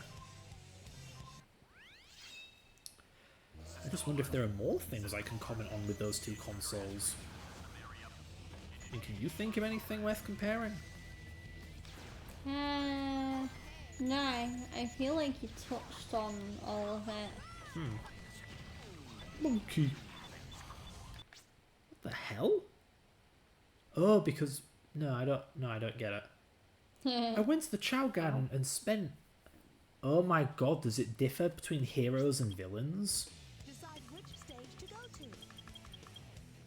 So the heroes and villains have their own animal and chaos drive reserve. That's really peculiar. Wow. I'm sure I knew that before, but I forgot about that. It's just I want to push my Chow towards neutral. Yeah. Granted, I can do that by abusing my Chow as Sonic. I don't think the Chow will die of depression until it reaches old age. Yeah. Yeah. Which is long from now. So if I make my Chow sad, I don't believe it affects its sports performance either. It doesn't become a worse racer. It doesn't become a worse karate fighter. It doesn't become abusive towards other Chow. Your Chow's happiness does not matter. Which is a very grim thing to say. Yeah. Yeah. I mean, I guess that's how I felt when I stopped playing Moshi Monsters back when that was a thing. Because I mean, I'm pretty sure my Moshi Monster is like long dead by now. Aww. But yeah, I just remember like stopping playing that game, and I was like, yep, my Moshi Monster's gonna die, and yet I kind of don't care. Oh my god. Even if like, not only was I like very big into Moshi Monsters back when it was really popular, but my mum was also funnily into it, at least for like the puzzles. Like I remember I used to challenge her at like the flag quizzes and stuff, because back in primary and secondary I was very big into my geography. So yeah.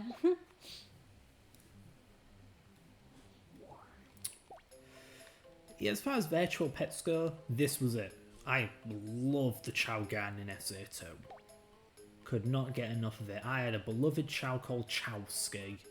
Chowski? Yeah, the fortune teller came up with that name. Oh wow. Chowski was my favourite Chow, but I was mean to him. He wasn't the best at races, and when he lost, I would beat him. And then one day he died of sadness. Oh no. Yeah. And I dedicated a tombstone to him.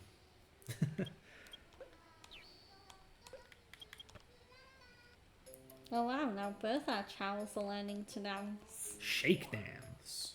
But yeah. Yeah, Chowski was a dark speed Chow, so he looked like Shadow. And he wore a skull. Yeah, I liked my Chow.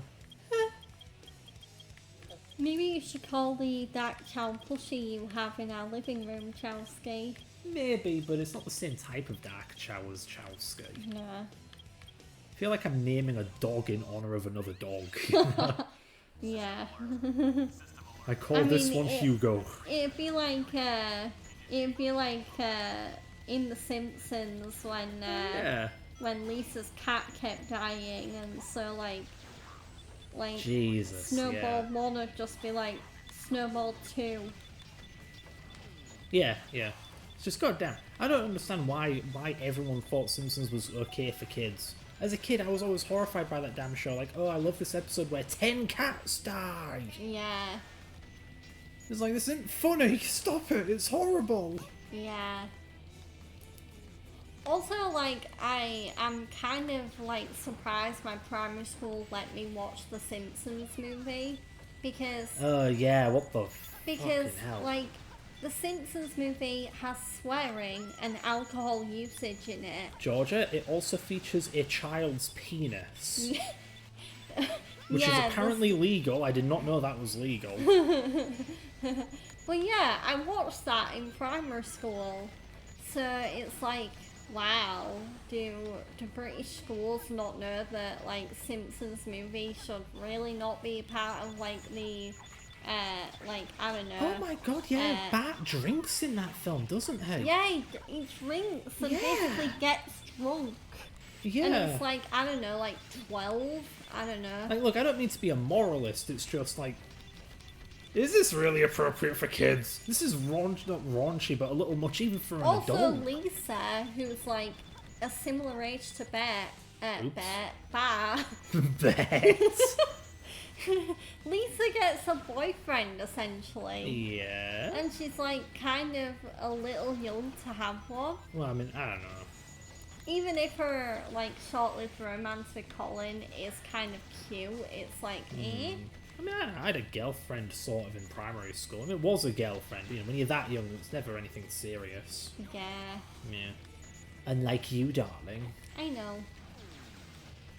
The funny thing is that she and Georgia shared a middle name.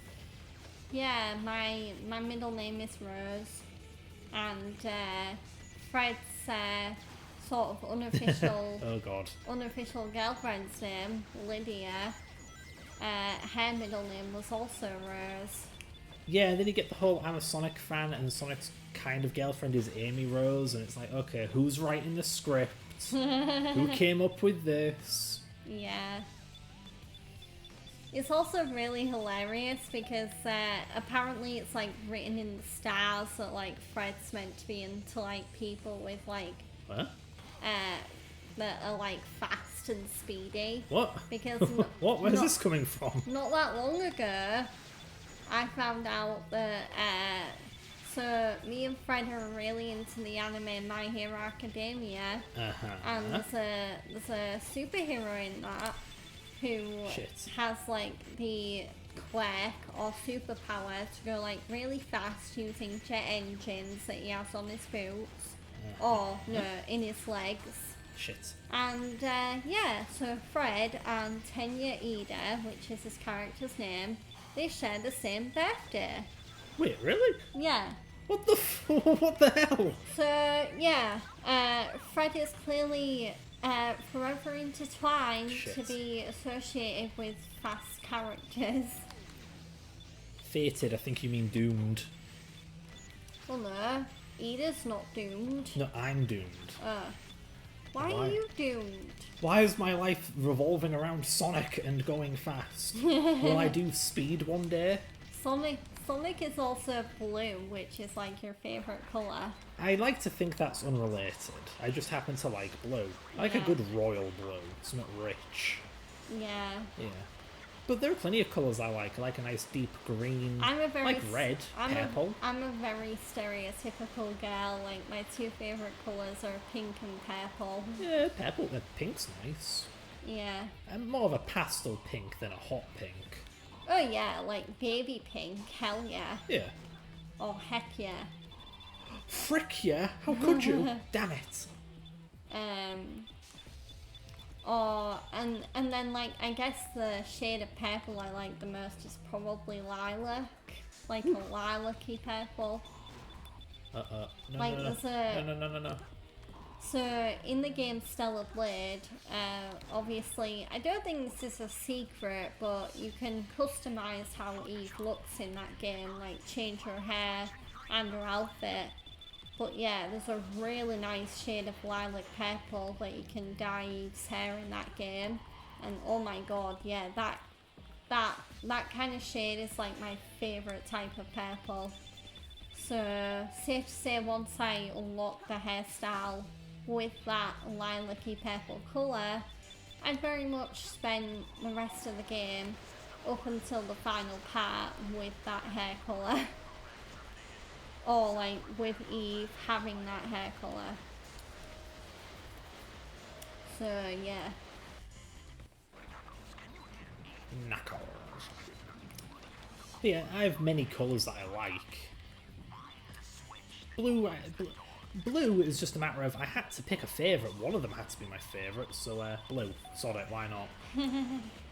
Saw it. Oh my god. It's because sometimes I'm a little hot and cold with purple and green, Yeah. which are my the other contenders. But blue, I'm never like I'm not really feeling blue anymore. I mean, I always feel blue if you know what I mean. But yeah, I never think actually blue's overrated. Yeah. Yeah. Kind of fitting that my favourite colour is blue and your favourite colour is pink. Yeah. Oh Ooh, yeah, 'cause gender coding. you're a boy and I'm a girl. Yeah. And the stereotypical colour is that the male gender is blue and the female gender is pink. The thing is, how much of it is coding? I do understand that people can be manipulated, I just don't like to think that. Like, I'm a big old believer of self-control. I don't want to think that my choices and my ways are dictated by someone else's manipulation. Yeah. So, I like blue because I fucking like blue, okay? Not because I'm a dude. Joji. A rumph. It's just like, you like the colour pink, but some bloody people try and shame you for it. Like, this girl's liking pink because she was forced to by the patriarchy or whatever. It's just, no. I prefer to just be me. And I like that you're you. Yay, Yes. thank you. You're welcome, darling. Are you enjoying the stream so far? Yes, are you? Yes, I Woohoo. am. Yeah, aside from that silly Skyrail level, things been going smooth. I hope anyone else that's in the chat or watching this on YouTube is enjoying the quality content. I know we're kind of starting to we're basically turning this more into a just chatting stream with what we're talking about, but I mean, yeah, we are trying to be more more free-flowing with our conversation. Yeah. It's just, So, there's only so much to talk about with regards to this game. Yeah. Yeah. Especially when I'm grinding level completion. Yeah. Kill. Yeah. I'm nearly there. Because, I mean, yeah, you are basically playing the same levels over and over. Yeah. Not fun to watch, but fun to play. Just don't fall.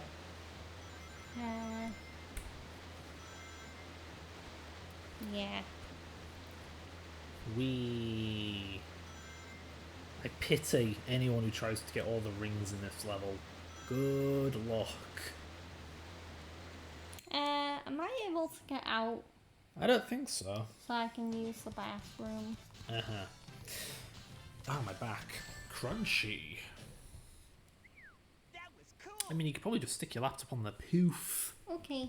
Decide which stage to go to. Yeah.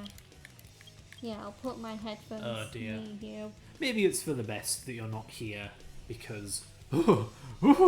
worst level in the game! I don't want to play this! But yeah, I'll be right back. I'm just sorting myself out. Put it politely. Sorting yourself in. Ha ha ha. Because I switched the words backwards and whatnot. Anyhow. Yeah, don't seem to be on this planet, Boyd, question mark. Is that even the word to describe that thing with? But yeah, this level's too big. Way too big. In the time it takes you to do a lap of the level, you've just ruined your chances of getting an A rank. You really just have to get lucky and find the emerald. Just incidentally along the way, without really searching for it. You just have to bump into it immediately, like this. Like, that wasn't so bad. I didn't go all the way to the top of the level, then all the way to the bottom and do a lap of that godforsaken ring. That wouldn't be very good. Ironically, this is one of the levels where the hard mode... Oh jeez, no, I don't want to go down there. That place is just a... You're just sacrificing your A rank by going down there. Yeah, so on the hard mode version of this level, the emerald positions are hard-coded. They are in rather awkward spots. You have to do some real tricky flight manoeuvring to get some of the emeralds. But they're hard-coded, so you know where they are. It's not a matter of finding them, it's a matter of getting to them. Might not really fit the whole treasure hunting aspect, but at least it's a simple A rank. Once you have it figured out. So, okay, this may be an A rank run then, because so far, so serendipitous. Should have really killed that beetle back there, oh dear. Anyway, yeah, so hopefully I can, since I started at the top of the level, I can just work my way down and find the third emerald. No fuss, no muss. So it wasn't on that planetoid, it's on this one. Oh, this is great. This is ideal. There we go. A rank, here I come. Anytime now. That's got to be an A rank. Heck, I may have set a world record there. I'm joking, of course, but pretty high score for Mad Space. Yay! How was that? Perfect? Like me? Decide which stage Cool. to go to. Every level A ranked for its first mission.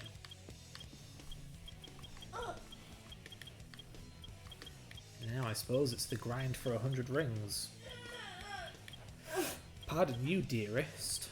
Yeah, don't mind the groaning. I'm just putting my laptop back on my lap. But yeah, I am back. Are there... Oh, I know some upgrades I'm missing. Security Hall. This is needed for the hard mode emerald hunting levels. I was lucky enough to find this one as a kid, unlike the air necklace for Knuckles. You see, in Mad Space, Rouge got the pick nails to smash iron crates, and you come over here, and there are these curious iron box crate things on the wall. Yeah. Yeah. Excuse me, yeah. It looks like there's no treasure here. I don't know okay. why I'm yawning because my energy levels are sky high right now. I need to top up my drink. Okay, but in order to get that power up, I need to find her Mystic Melody, which is in Dry Lagoon. I do like this game has some, I wouldn't really call it depth, but there's stuff to do. Like, of course, beat the game, get all the A ranks, do the Chow Garden. But you also got to find all the character upgrades, which isn't as big of a ridiculous grind, or like, oh, I need a guide to figure this one out. Like, no, just do some basic exploring, get to know the levels, which you'll have to do if you want to get A ranks, and you'll just find things like this, iron crates in the first level when you don't have the pick nails. Smash them, dig a hole in this wall with the shovel claw. It looks like there's no treasure here. Sorry, this is the wrong one. There must be another way. So where would that be? Is it over here? I did not ask you, monitor. No, it's not there. Might be here? Or is it down here, actually? There's another dig up. Yeah, here we go. This might be it. Here we are. So, Mystic Melody. And then that opens this weird portal. But yeah, what? Nothing. But yeah, so I just realised that I haven't really given my thoughts on this yet, seeing as I said I won't be able to stream last week because I was going to see this movie. But yeah, the new My Hero Academia movie is very, very good, right? Yeah, I quite like it. It's not my favourite. That belongs to either 2 or 3. I'm leaning on 3. So, Wild Heroes Mission, Yes. or is it Heroes Rising? That's the second one. I think so. I think that's 2 Heroes. Really? The second film. I thought, yeah. I'm gonna have to check. Yeah. What? Decide which stage to go to. I don't stink. Your breath. Oh. Okay, so any more upgrades to get?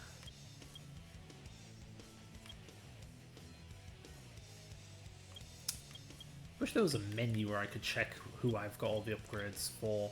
But yeah, I think, I mean, You're Next, which is the name of the My Hero Academia movie, yeah, it's probably my second favourite. My first favourite is either Two Heroes or Wild Heroes Mission. It's pretty close between those two. But yeah, so either the Wild Heroes Mission, where the class of 1A basically goes like all around the world, or the other movie where All Might and Deku go to this island and they're joined by Class 1A and they meet Melissa and David Shield. That's probably my, yeah, they're probably my favourites. Yeah, Do you want me to brush my teeth? I don't even... Ignore it, anyway. I'm trying to think of the damn films here.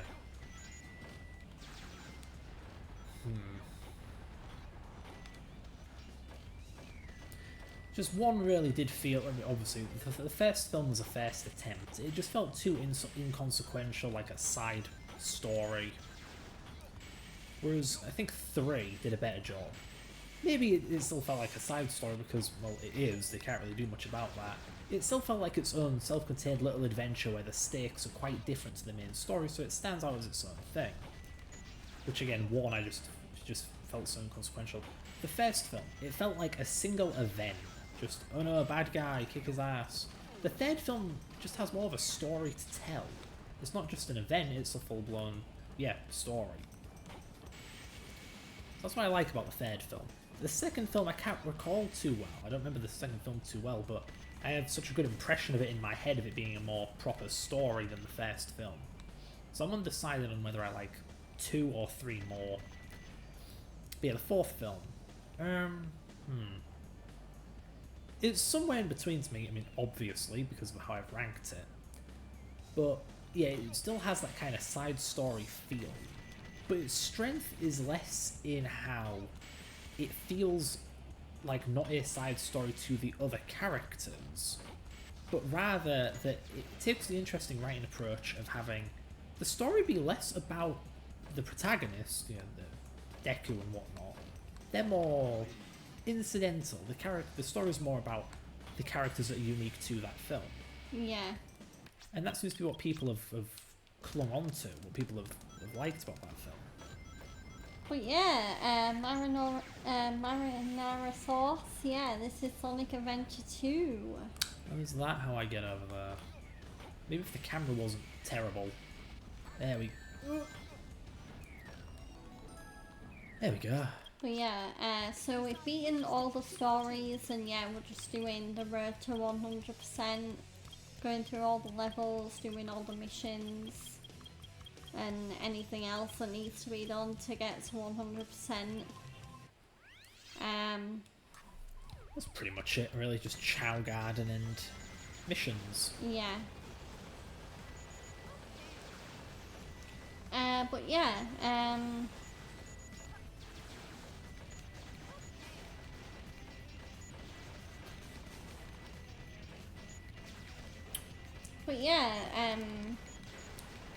I will say about the new movie, like, don't worry if you haven't seen season 7 of MHA yet, My Hero Academia, because the movie doesn't really go into any of that. It is technically set like a little bit of the way into season 7, but it doesn't mention anything that happens, or there's no visual cues as to anything that happens, so yeah, you should be totally okay to watch that movie. Oh, pardon me. It's actually funny you mentioned that film during this stream, because I feel like the storytelling in the fourth film and where the strengths lie less within the protagonist and more within the characters that are exclusive to that film and which the film is ultimately about, well, that's what's got in common with this game. This game isn't really about Sonic. Sonic doesn't grow as a character or anything. It's not about him, it's all about Shadow, basically. Gerald, Maria. Yeah, it's endearing. And that's what I think the strength of the fourth film is. It's not about Deku and the others, they're just there. It's about... yeah, it's about that. Yeah. It's about the butler and the lady. I don't remember their names because I'm terrible with Asian names. Julia the butler and Anna Oh yes, Shervino, that's right. They're not even the Japanese lady. either. Never mind. I'm just bad at names. Yeah, I don't know what Julia is, but I know Anna's like a member of this like Italian-American family. Italian-American? I thought they were just Italian. Honey, Oh, they're from okay, Europe. just Italian then. Yeah.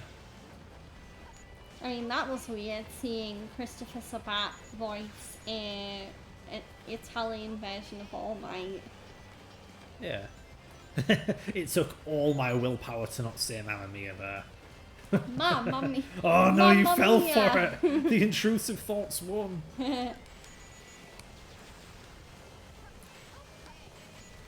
But yeah.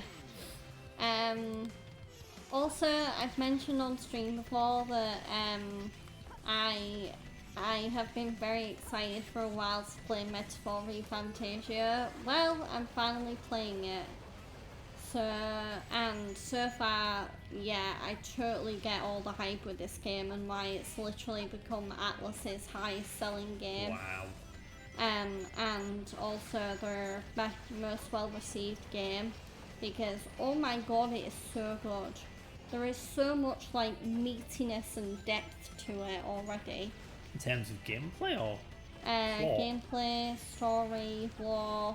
Oh wow, it's Like the whole it's thing. so good. That's nice to hear.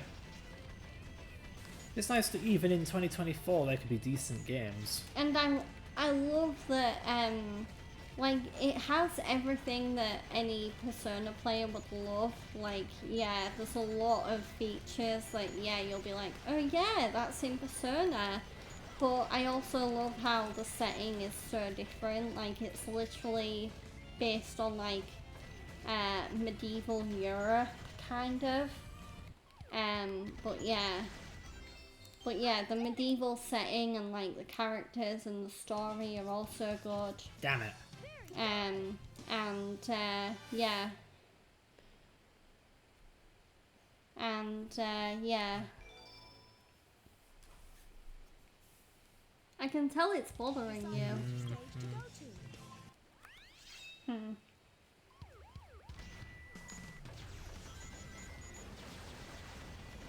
You were saying? But yeah, I think that was the end of my point.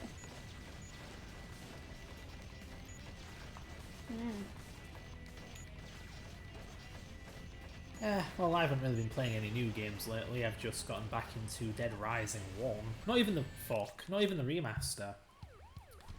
I've been playing the original, just because I just felt like playing a game for once. And unfinished business. I have a work in progress achievement list for that game from 2018, which horrifically is 6 years ago. So, 6 years ago, apparently. Sorry, it's just the thought of 2018 being 6 years ago gave me like an aneurysm or something. I mean, we literally finished college in that year. Like, that's What? kind of crazy. No, no, my years are trickling away. God, was it really that long ago? Gee whiz. Yep. I still remember getting my BTEC results and being mildly disappointed in them. Actually, no, I wasn't. No distinction. What am I talking about? Yeah, me and you, we were top of the class. Oh, Dave said something that I thought was him hinting. Yeah. Yeah, so I couldn't look at my results on the walk home. I was terrified. Because the way he worded it was like I'd got a pass or something. I was like, no, I did not just give up 3 years of my... Oh, 5 actually. 5 years of my life for a blooming pass. Oh. Luckily that was not the case. I don't know what the hell he was talking about. Well, it might have been the same thing he told me, which was, I'm going to sound like a real brainiac here when I say this, but he told me that when I got my BTEC results from college in my final year, I was in the top 10% of students in like the whole country or Nice. in the region or something like that. I don't know whether Fred got like a similar compliment, given that I'm pretty sure we both got the same Well, grade. that's the thing. I'm sure I must have been reasonably high up, if just going by distinctions, because out of all of my modules, all of them were distinctions but the one with Patrick, because he didn't like me. I mean, I'm surprised I got a distinction in Ian's class, because, yeah, I got the feeling like Ian wasn't really the fondest of me. But Ian of all? I don't think Ian was friendly with anyone. Yeah, Ian was kind of a bit like of a standoffish teacher. He didn't really seem like he wanted to really bond or favour any of his students. Yeah, he wasn't a very interpersonal teacher, if that's the word. Yeah. He was just there to teach. It was business. It was his job. He wasn't there to make friends. He wasn't there to be a dick, but he wasn't there to be friendly. He was just there to be formal. Which is fair enough, I mean, that's how a guy does business, but yeah, it's just out of all the teachers, he was the coldest. Yeah. Whereas with me, I was like the definition of a teacher's pet, because one of my teachers in college I actually knew from secondary school, and he had a very soft spot for me. And then also there was another teacher who I only met in college, but he warmed up to me like really quickly, to the point where he'd even like call me like affectionate nicknames outside of class, like Petal, or I swear he called me Sweetie once as well. But yeah, that's one of the things that makes me miss my college experience so much, because yeah, some of the teachers I had there really were so nurturing and welcoming to me. And I just miss like the whole vibe that my college, which is actually called Wilberforce College. It's named after a rather important parliamentary figure of the past over here called William Wilberforce. Yeah, it wasn't in. Oh, I see we're going to there. But yeah, Wilberforce College. I mean, it was my first and only choice for like a college that I wanted to go to, and I do not regret it.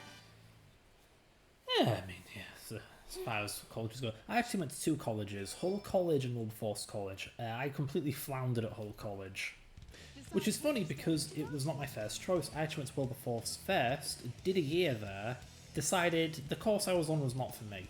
They didn't have an IT course. I did engineering.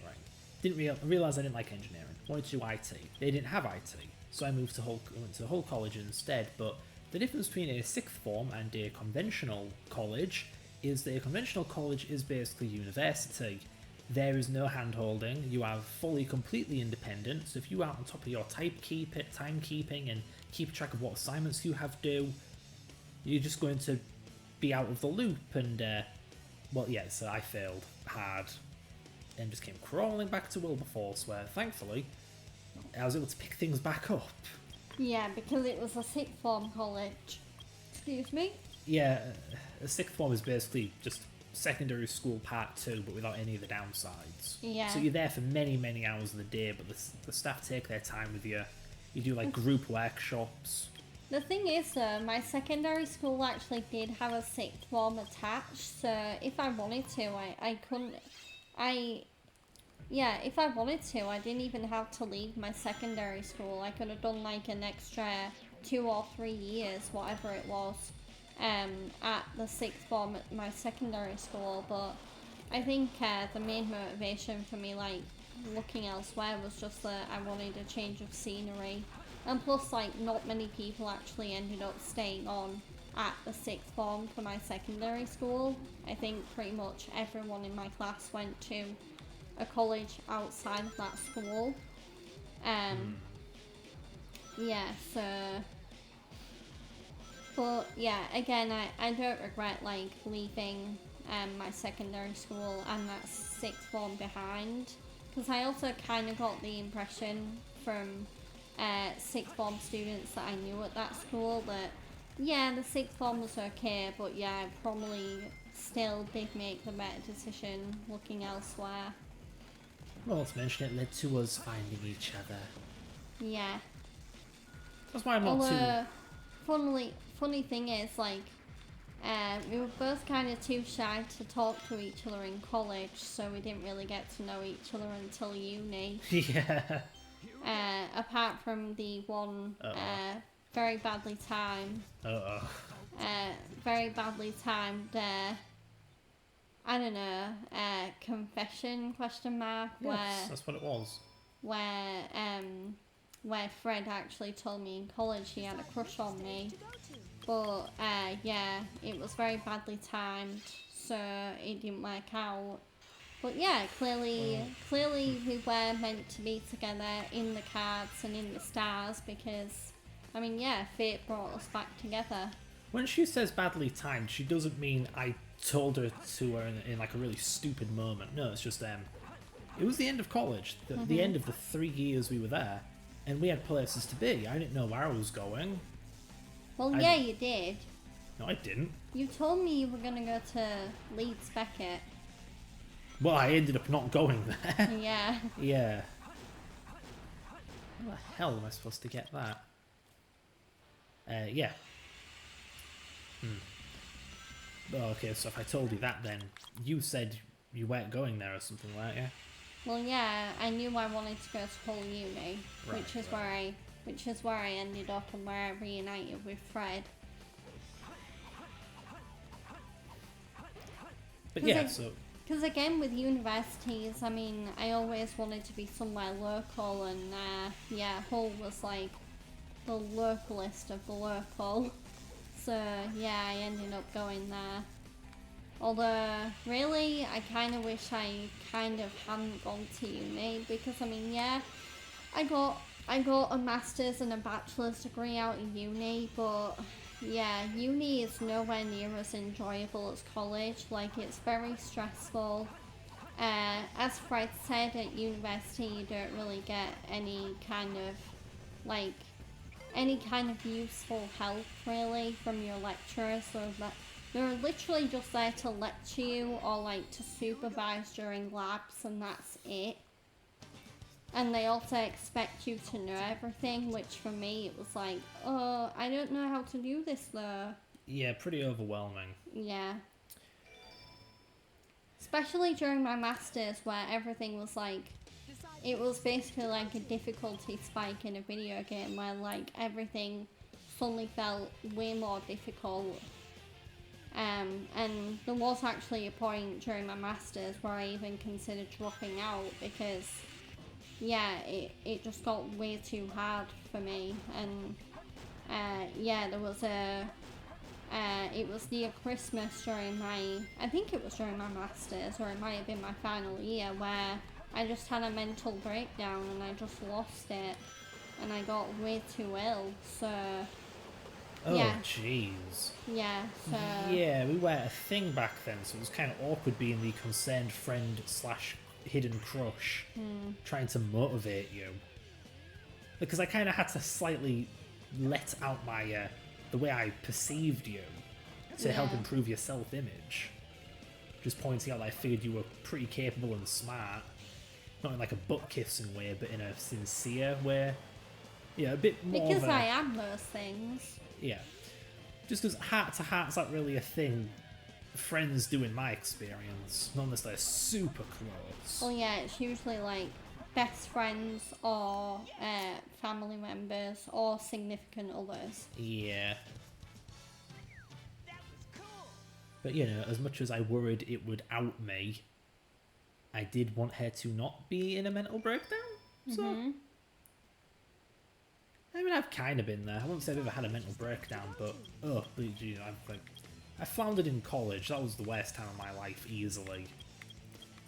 And even at Wilberforce, the final 2 years, I was slacking. I was full of student syndrome and lagging behind, barely getting by, not attending classes. So I knew what it was like to feel very, very, very, very, very down. Student syndrome is basically the common thing that you might face as a student, where you just don't feel in the mood to do homework until like the very last minute. Yep. Yeah, that was Fred. That was me.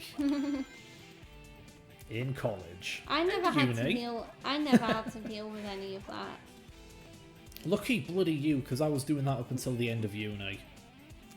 I worry that it creeps into my work It sometimes. was kind of funny with me because, like, I was very student syndromey in, like, secondary school and stuff, and yet all of a sudden in college I just, like, snapped out of it. I think it's because, like, everything I studied at college just, like, clicked with me. So it was very easy to just be like, oh, okay, this is fun. I actually want to do these assignments. So yeah, I mean, yeah, I did have friends at college, but very often you wouldn't really find me with my friends at college. You'd find me in, like, one of the study rooms, just, like, doing my homework. That was cool. Yeah, me, I actually... I never did extracurricular activities. I did a business course in college, which unfortunately went nowhere. I wish I could have become one of those crazed businessmen that just make not hard decisions. Cold, hard business, whatever the expression is. But, nah. But yeah, it's like how in uni we had, like, reading materials. I never did the reading materials, and I still came out of it with a top grade. In college, I tried doing, they called it drama enrichment, but it was basically like drama club.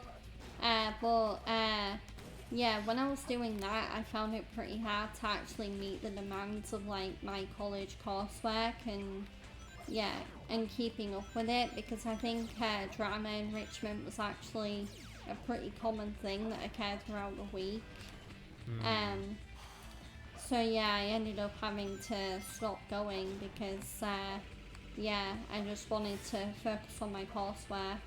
I think it was a good decision, even if it meant that the very quick and very nice friends I made there, you know, I wouldn't really see them again, except if I saw them walking around college, but yeah. Yeah, and I was the same as Fred. I never did any of the reading at uni.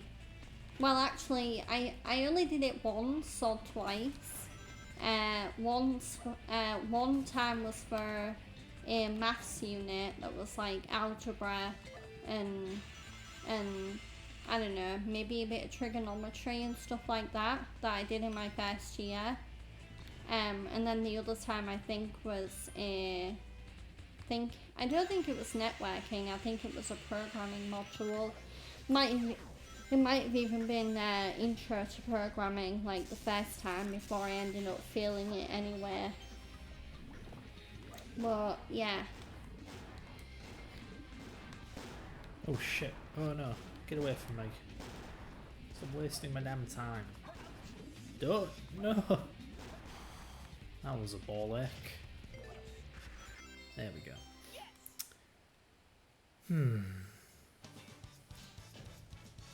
Yay, you got an A rank. Yeah, I did. Just thinking about uni.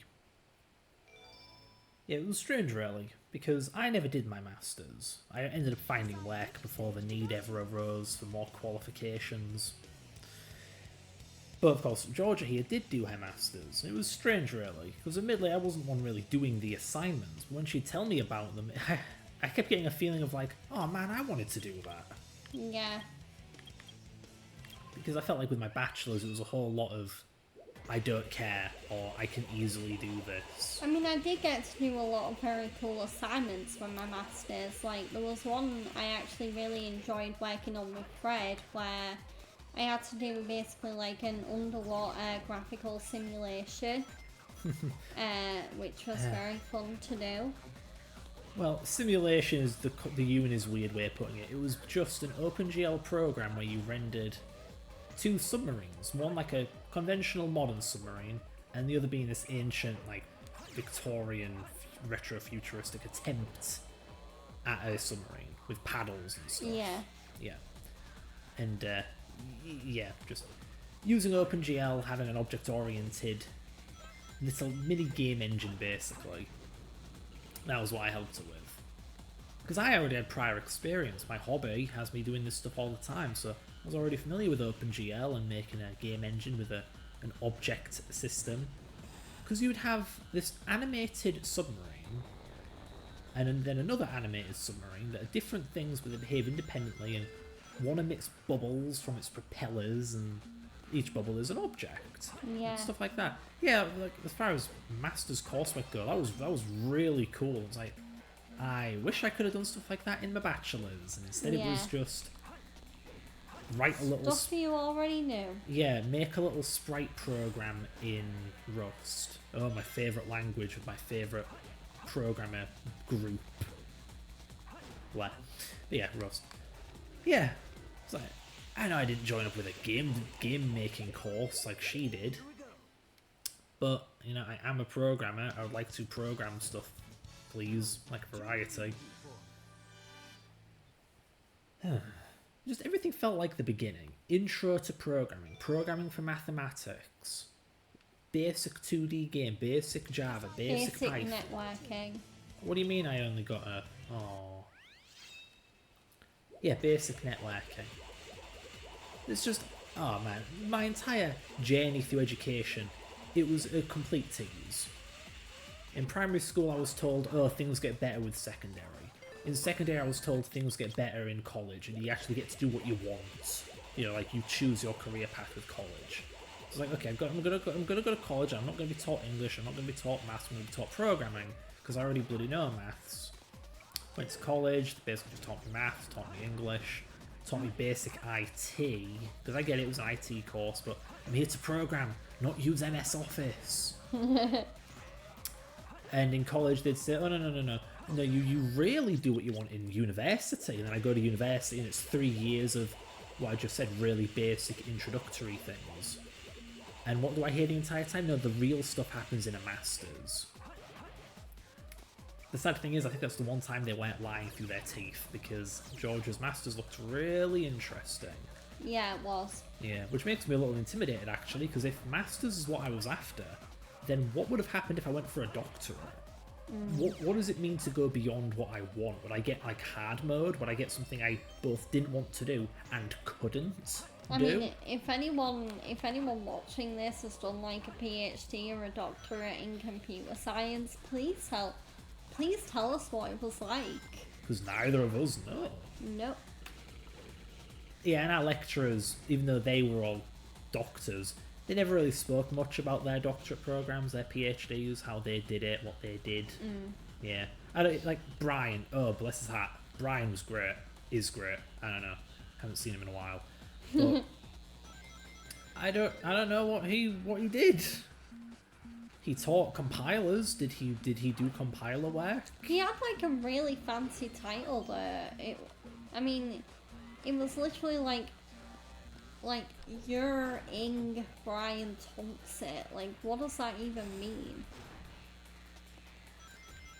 Makes us just sound like dummies, but it's like, yeah, I'm just not familiar with the higher end of academia.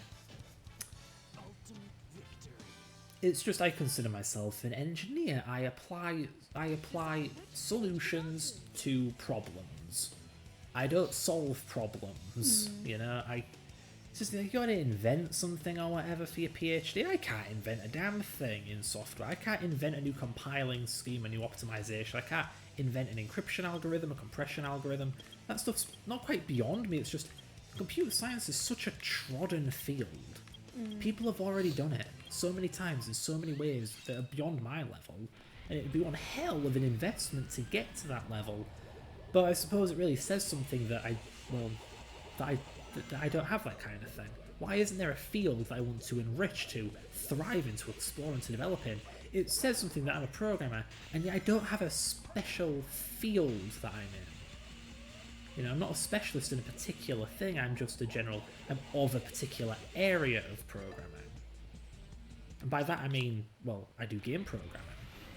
But that is many things. It's game engine programming, graphical programming, even audio processing. Yeah, I feel like I have more of a specialty than you do, because I feel like I'm very good at programming with the C# programming language. And yeah, and even though I did a games course, it's funny because now I feel like I'm more just like general software, because that's like the jobs that I've been working on. Yeah, like I've basically been a software developer for the last 2 years, not a game developer. So yeah, I do feel like compared to Fred, I definitely have more of an idea about what field I'm in and what specialty I'm good at. But yeah, Yeah, it is weird that there isn't one specific field that I'm just hardcore about that I read. I mean, scientific journal article things about, you know? I'm no John Carmack. I don't study like binary space partitioning or anything like that.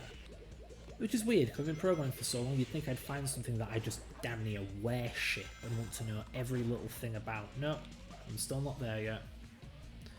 But when that happens, maybe then I will pursue a PhD, because, I mean, that's what it is. It's just you kind of mastering a particular field, making a contribution to it, doing something that no one else has done before. Further it. It's just a weird thought. I can do many things, but there's not one particular thing I'm super good at. yeah. Yeah.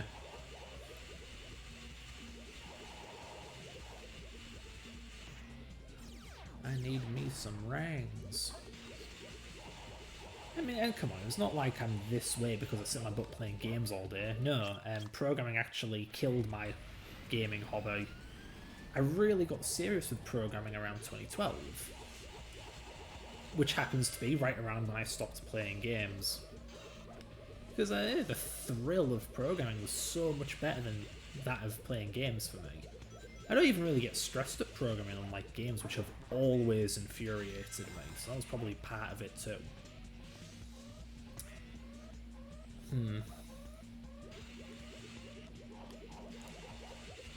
But yeah, when it comes to my projects and whatnot, it's still very much I just try anything and everything and whatever I'm in the mood for.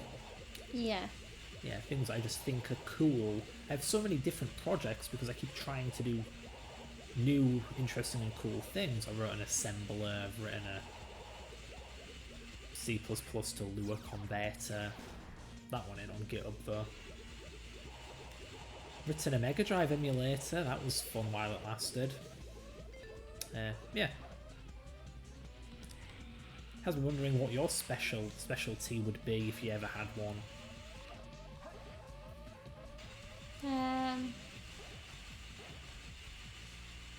Wait, what was yours again? I don't really have one. I'm just more so in the general realm of video game programming, so real-time software. Well, I already told you. Well, Mine was that's your field. I mean, what would your specialty be if you had one? Or what do you think it would have been or could be? Or I mean, it could be game programming. Like, if I really wanted to get serious and wanted to switch over to the games industry. But then I've also heard that compared to software development, which I'm in now, the games industry can be very draining and very stressful and very toxic. that's all I ever hear. There's some kind of false dream, like so many poor fools go into it because it's their dream and it's nothing but an exploitative system that just milks you of your worth or something like that. Oddly enough, that's not been my experience. Like, I work in game development. Can't really give away any details about it, but yeah, I'm actually in the game industry. That has not been my impression. It's not been this horrible exploitative thing, but to be fair, I'm not all that conventional. I'm more of a contractor rather than someone who's just working. Don't shush. Yeah, I'm a contractor. So it's not like I'm working for, say, Square Enix being milked for work every hour. You also work at home. You don't even work in an office. Yeah, so like I say, while I am technically in the industry, I'm a bit unconventional. So I can't really say whether it is or isn't true that the industry is a load of crap. But yeah.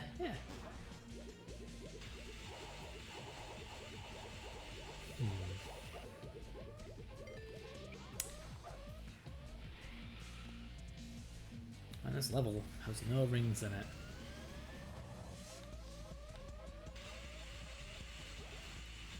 There we go, there are some rings. How was I supposed to get those rings? Well, yeah, man, time flies when we're having fun. Oh my god, I forgot we even had a time limit. Oh, Had it? finally. I said I forgot we had a time limit. Yeah. Oh, oh, glitchy bugger.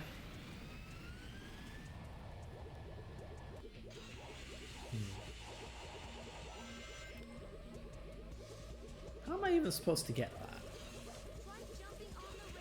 Yeah, try jumping on the rail. Shut up. Shut up on my chow.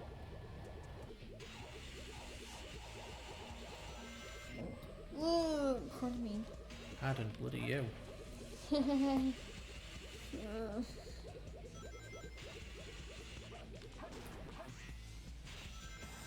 Okay, so far so good. I really hate that.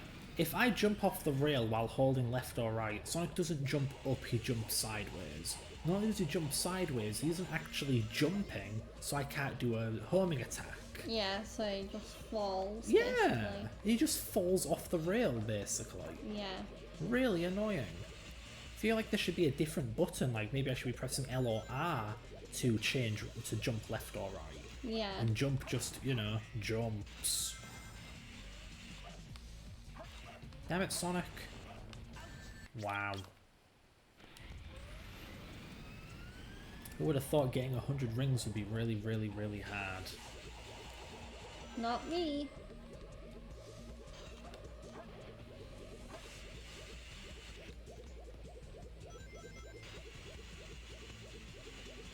Hey up. Oh, right. It's, here. Okie dokie. All that for 5 rings. I am a sucker. An interesting thing for me has been, something that's been interesting to read about this week is how people have been receiving the new Yakuza TV show. Yeah. Because I have been watching it because obviously I played Yakuza. I started Yakuza Kiwami this past week. And on the day I started it, the Yakuza TV show came out. The first 3 episodes are out now, and then the last half of the season is coming out on Thursday, I think. It's a very interesting adaptation because if you're expecting like just a TV show-esque retelling of Yakuza 1, you might be a little bit disappointed because it's more like a somewhat faithful remix of the original Yakuza 1, but Damn it! in an interesting bonus, it does also have references to Yakuza 0 and Yakuza 2. It is, so far it has been very interesting and very good. I am watching it with the English dub though, which I don't know whether that's the best idea because the English dub is good, but I think you are meant to watch the show in the original Japanese subbed format, just because I feel like it's going to be like anime, where, I bet when I watch the Yakuza show with the original Japanese cast and it not actually being dubbed, and I can hear the actual actors talking, I feel like it might come across a bit better, and it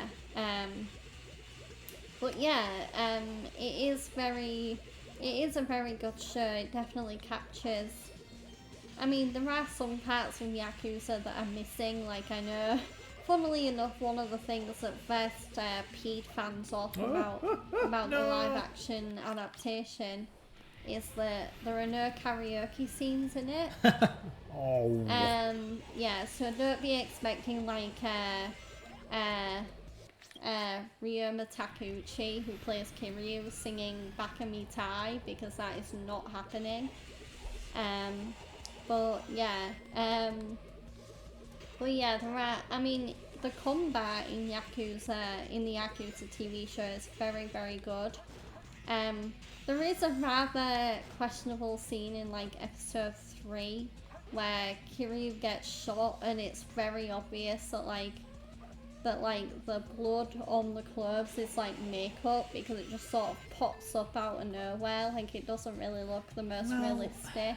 There's also a scene where a guy gets shot in the abdomen at point blank and it launches him across the room. Bullets don't bounce you, they go through you. Yeah. The guy should have just stood still. Yeah. So, yeah, it's not exactly gritty, realistic gunfighting there. Yeah, so, so I guess that kind of sums up my review, really. It's a good show, but it does have its flaws. Like, yeah, I think my two main takeaways so far are that, yeah, they could do, like, the gunfight scenes better. The hand-to-hand combat is freaking amazing. Like, there's a fight between Kiryu and Majima in episode 3 that's so good. And then, but yeah, the gunfighting could be improved.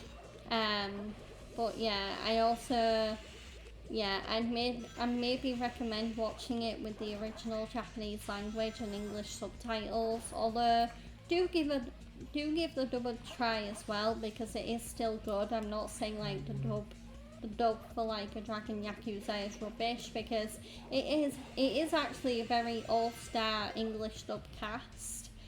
I didn't realise how all-star it was until I actually saw the full English dub cast list. But and most of the actors that voice the cast in the English dub have actually been in the English dub for the Yakuza games. So like the guy who voices Goro Majima in the English dub is Matt Mercer, who also has recently, as of the last two Yakuza games, started playing Goro Majima in the Yakuza games. So yeah, and I know that Ichiban Kasuga's English voice actor, Keiji Tang, he also actually plays Sohei Dojima in the Like a Dragon Yakuza TV show. So there is like credible Yakuza associated names. But yeah, I'm definitely gonna watch the show again, I think, with the sub, because I think it will be better. But yeah, in terms of the fighting and the content, like, it's no The Last of Us, or it's no the Fallout show, which I truthfully still need to finish. But what I have watched of that has been like amazingly good. But yeah, it's also no like Resident Evil flop either. It's sort of like in the middle. So that's my slightly long-winded verdict about the Yakuza show. And that's so far as well, because like I said, there's still 3 more episodes to come out on Thursday. So yeah, it'll be interesting to see how the show improves, and also what the outcome of this little first season will be, whether they'll actually continue and adapt Yakuza 2 and so on. But yeah. Mm-hmm. Hi. Hi.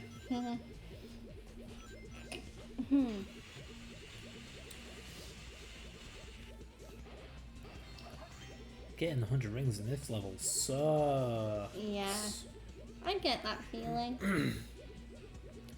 Yeah, it's really pushing the jank rail grinding gimmick to its test. I can't English, I'm too tired. I ran out of drink ages ago and haven't been asked to refill it.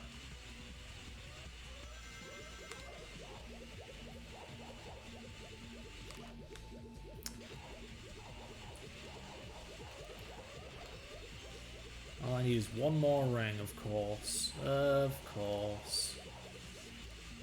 Need one ring, and there's not going to be a ring for ages, is there? Not a single ring in all these loop-de-loops, or on these springs, or down these ramps. Nope, not a single one. Screw you, game. Up yours. Too easy. Piece of cake. I mean, how tired are you? I'm not that tired. I just want to. Oh, fuck this. Get a drink. Yeah, get a drink.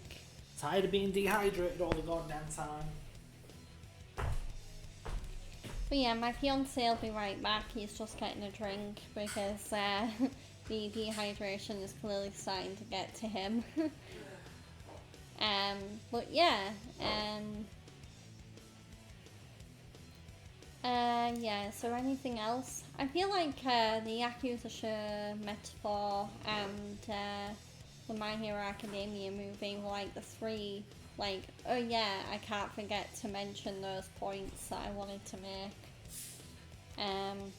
But yeah, I will, whilst I have time to say though, so I'm kind of deliberating to myself whether starting tomorrow I want to go back to my game cycle or whether I might do a special Halloween like game playthrough with it being Halloween so soon.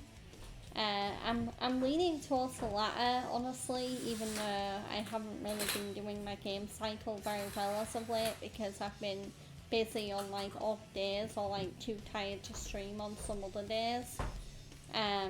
But yeah, I will definitely think about it and let you know whether I'll be playing a Halloween game or my normal games.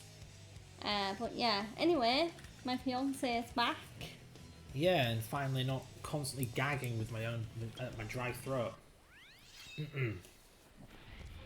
It's the most annoying feeling in the world. I'm in the middle of something and I'm like, I want a drink. And I grab my drink, like, oh, it's empty. Well, I'm in the middle of something, so I'll come back later. And I never do. Later never comes. I just get thirsty again, check the mug, I'm like, oh, it's empty. Yeah, right, it's empty. Well, I'm kind of in the middle of something, and it keeps going on for several hours until I'm parched.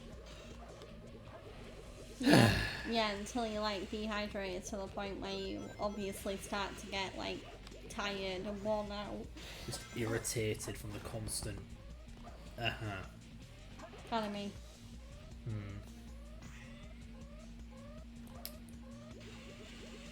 Man, why does this level suck so hard? It's just that if I rush ahead and ignore the harder to get rings to get the easier to get rings. Are there any less annoying levels you can do? Actually, I think I'm running out of Sonic levels to do. Really? Yeah, well, Shadow levels too. I think this might be the last one. Well, I think there's also Cannon Core. Okay, how do I do this again? I've got to jump nice and early. Like, now? Yeah, there we go. There's the one I missed last time and it cost me the run. There we go. Oh! Fuck you! What the heck happened there? The stupid thing didn't switch rail, it just threw me to my death. Wow. Well, there goes a perfect run. Something tells me these commanding controls on the rails are a bit jank. They are very, very, very bad. They got better in, oddly enough, Shadow the Hedgehog. Yeah. Yeah. Because the way it's done in this game is there's nothing special, it's kind of realistic. When you hold left and press the jump button, you get thrown to the right, and the game just expects that there'll be a rail there to catch you.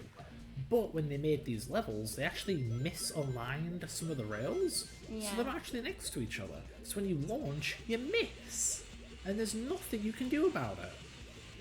No amount of skill will help you with that, because once you've launched, because you don't go up, you go straight to the right. After which you fall, Like and that. you can't go back up. No. You can't go back up onto the rail you missed, so you're as good as dead. Yeah. Yeah. Shadow fixed that by making it it's a programmed mechanic. The game will check if there's a rail next to you, and if you attempt to switch rail, the game already knows where the rail is and that there is a rail there, and it will just kind of lock you onto it with a special animation. That's the right way to do it. Then, the following year, we got Sonic 06, where they went straight back to the fucking Sonic Adventure 2 way of doing it. Yeah. What were they thinking? I don't know. They were crazy. Yeah. Like, how the hell do you undo a clever feature from a previous game? But, you know, I think the game had the same issue with abilities. Shadow put the light speed dash on a different button. Yeah. In this game, it's on the spin dash button and also the ground pound button. So if you try and use a light dash on a trail of rings across a pit, you may just ground pound into said pit. Yeah. Yeah, Shadow fixed that. Sonic 06 went back to the Sonic Adventure 2 where... What the fuck? Stop doing that, game. Stop doing all the bad things. Not again. Jeez. There. Finally. Goodness Yay. gracious. I really have to do a perfect run to get an A rank. Stupid. Alright, Cannon's Core. This one should be easy. You just wait, I just jinxed it.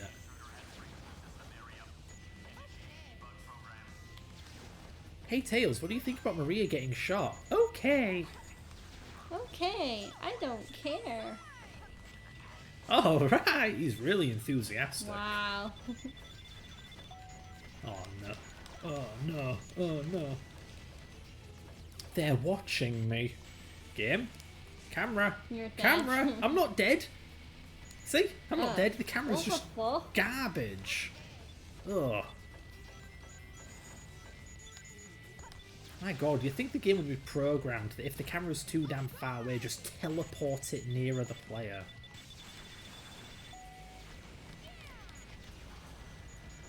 Ugh! Oh, God damn it! that was so bad. That really was. Maybe if I was paying more attention I could hear it, but the game is absolutely blaring music right now. Yeah. It's a nice song, but come on, I can't tell what's happening. Alright. Why am I even going for combos? This isn't a score mission, this is a time mission. You literally don't get graded by points, only time. Yeah. Die. Alright, duck the chow. Woo!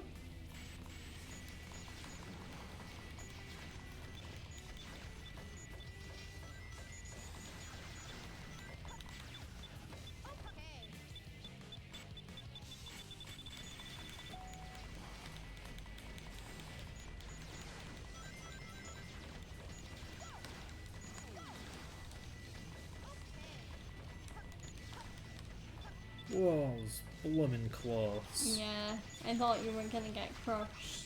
I thought I was done for. Alright.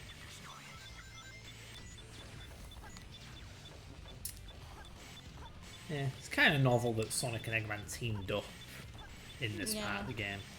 Later games overuse this to absolute hell. It's so weird hearing Eggman, like, help Tails. Okay, Tails, here's what you've got to do. Yeah, to Tails, the same character he said he would reduce to mincemeat in the previous game. Wow. Like, damn, was he pissed. Yeah. I hate you, Tails. I'm gonna mince you up and eat you in a fox burger. So you beat me to the missile, you little pest. Yeah. How is it I'm 27 and my voice still cracks? Like, yeah, guys. Ugh. We're playing Sonic. My balls haven't dropped yet. Oh god. Uh-oh. Oh, just do the trick, do the trick, do the trick. Do a trick, do it. There we fucking go. Watch out for the robot.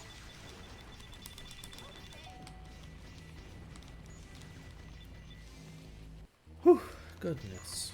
Oh no, not this again. Oh, I've got to do all three of you. Die. There we go. Yay. Oh no, there's robots everywhere. So glad to be done with that stupid level. Yeah. I don't think I can drop down, I have to go up here. Yeah. Down there is just a pit. But you know, the very mixed, varied gameplay of this... Oh no. Okay. I thought I was going to get hit. The very mixed gameplay of this game. I think it helps with the game's... What the fuck, why is there two... I swear, every single time I have played this level on this stream, there has been one robot there. Yeah. Then there were two. Anyway, as I was saying, the varied gameplay actually helps this game's not replay value, but it makes it more comfortable to play for long periods of time. Because it's not Yeah. just the same thing over. That hit me?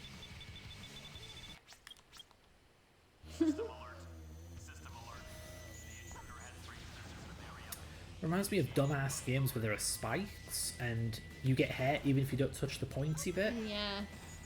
Yeah, it's just I mean, like, in Mario. does Mario do that? Because if it does that, it's absolutely pathetic. But yeah, Sonic doesn't bloody do that. 3 out of 4 sides of the spikes are just harmless, as they should be. Crash Bandicoot have spikes. Yes, but they make more sense because it's not just a couple of spikes pointing up, it's like a hemisphere of spikes Yeah. pointing in every direction. If I remember right anyway, so yeah, it's fine. Harumph. Remember them.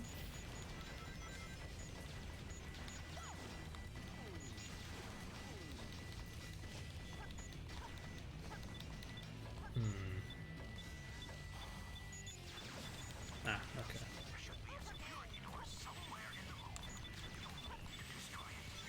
It's actually interesting because the voice actors in this game are the same as the ones from Adventure 1. Yeah. And yet Eggman always struck me as completely different in this game compared to Adventure 1. Like, yeah, maybe the voice actor just hadn't found his feet yet, but it's just strange to think. Same voice actor. Yeah. Don't really sound alike. Or talk alike. Whoa, that was close. Show me your cannons. Be careful of that thing in the middle, unless you've already passed that part. Thing in the middle. Yeah, the thing that hit you last time, and you were like, that hit me. Oh, yeah, I'm already well past that. That was at the Okay. beginning of Tails' section, I believe.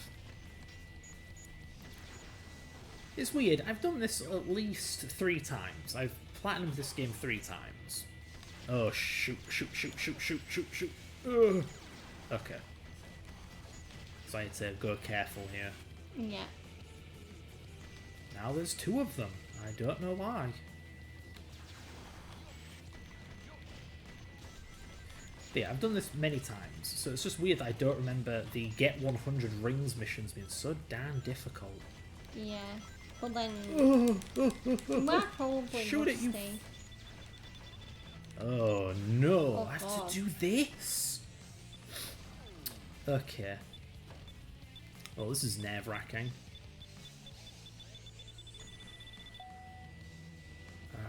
Fire!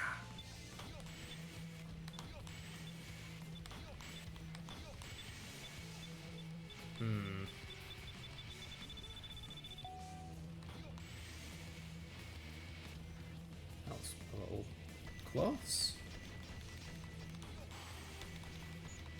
Yay, well done. Woo! Woo! Please Well don't done, make. honey. Please don't make me do that again. Oh, thank God! Yay. Oh. Wow. Fitting that they made the final level the flipping, maybe not the hardest one, but pretty hard. Will you have time to beat another level? To go to. Yeah, sure. Okay. I don't have to do the full level, I just got to get 100 rings. I'll leave the treasure hunters till last because those are just annoying to get 100 rings with. You mean the radar ones? Yes. Whooshing. Oh yeah. It's time for a prison break.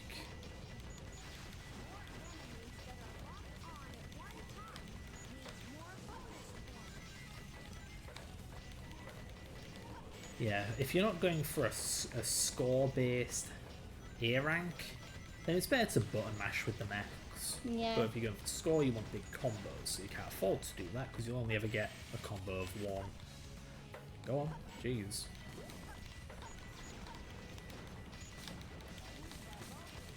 The trouble is, I don't feel like there's much to the collect 100 rings challenge. It's like the rings are secret. Yeah. It's more so just a matter of don't get hit and be really quick, but that's kind of how you play the main game. So this isn't too interesting. It's just a don't get hit version of the main game. Yeah, it's like hard mode. Yeah, except there are missions that are hard mode, so it's a bit redundant.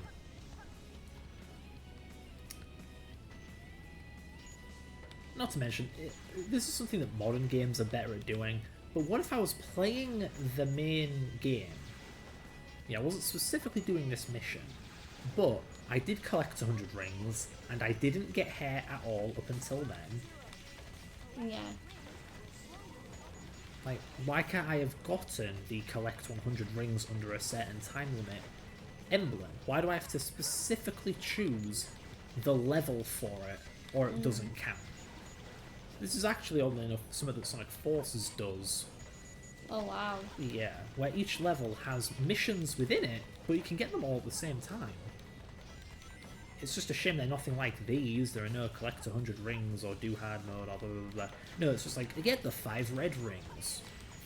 Get the 6 green rings. Ooh, how interesting. Do it in under a certain time limit. Oh, that's more like it. Though my memory is a bit foggy. I platinumed that game once a very long time ago and haven't touched it since.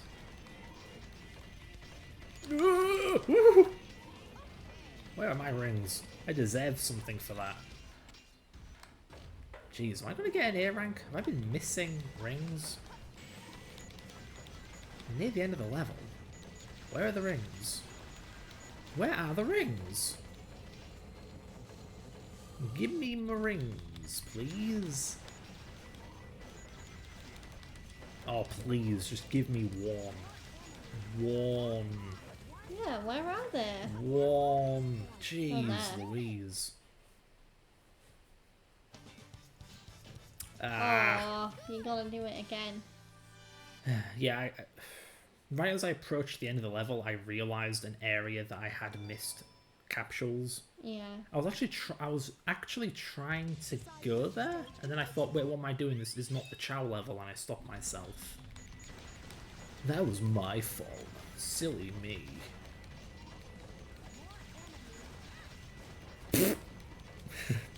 Sorry, Omo Chow. More enemies. And then Omo Chow was no more Mo Chow. No more Mo Chow. There we go.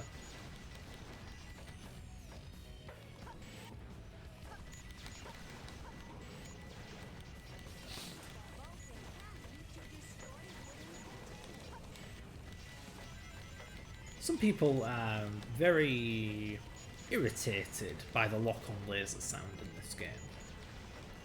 If you're just trying to play the game, maybe enjoy the music, and all you hear is Yeah. which I can get. I wish there was a better sound for it.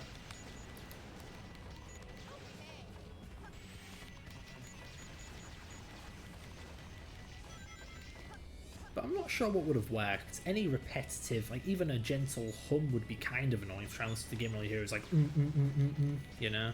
Yeah. What can you do? I don't know. The irony is, I think Gamma's sound may have been even more annoying because it was really high-pitched in Adventure 1. Yeah. Yeah. Okay, so here's the part I effed up. See? 20 rings would have helped.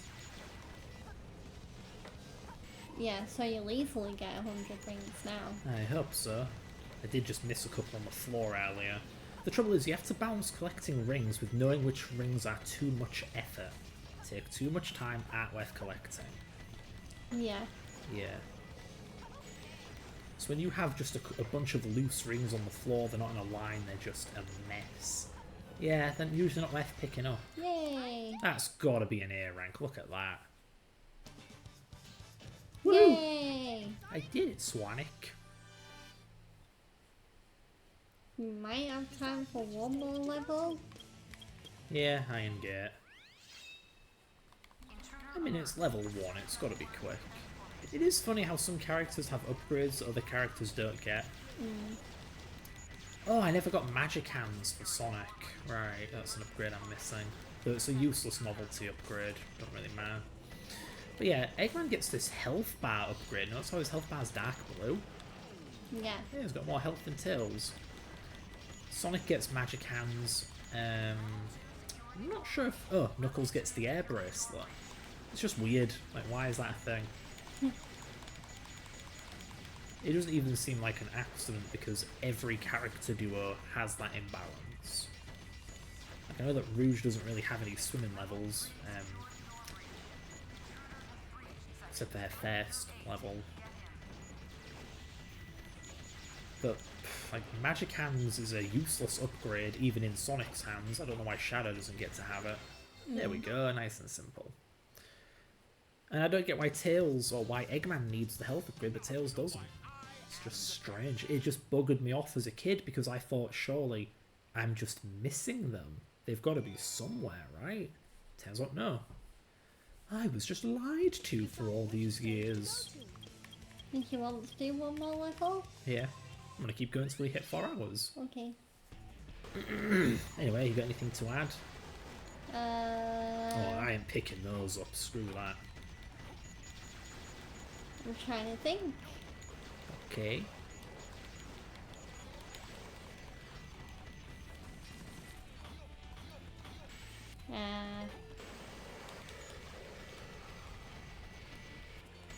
God damn it, it's weird because I don't feel tired and yet I feel like my brain's suddenly gone into like sleepy brain mode. Admittedly, I'm feeling a little tired too. So Where I clearly, can't- where I can't think. clearly, starting at 4 o'clock is a Great idea yes. to finish your sentence. Yeah. Thanks, game, for just spawning an enemy on my head. That is fantastic game design. You know Not what's at all. crazy? We finished each other's sandwiches. What? Give me my sandwich back.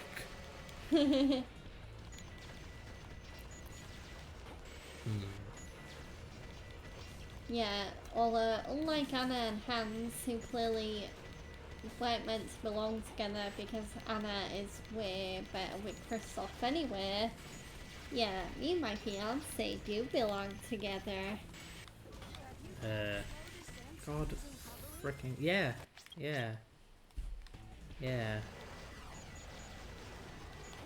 Don't mind me, my heart's just being broken by something that isn't Georgia. But rather this game just being a complete traitor. I Being thought we a had dick. something. Huh? Yeah. Nothing. I was thinking of a clever joke and I couldn't think of one. Oh, Oh boy, a chow. It's a good thing I didn't have any rings anyway, because this game's too cold and... Oh, so there's no cold point and heartless. So there's no point in me restarting, huh? Oh. Shoot! There! Just what I wanted. See, it's just, is it really worth the time to pick up scraps? Not really.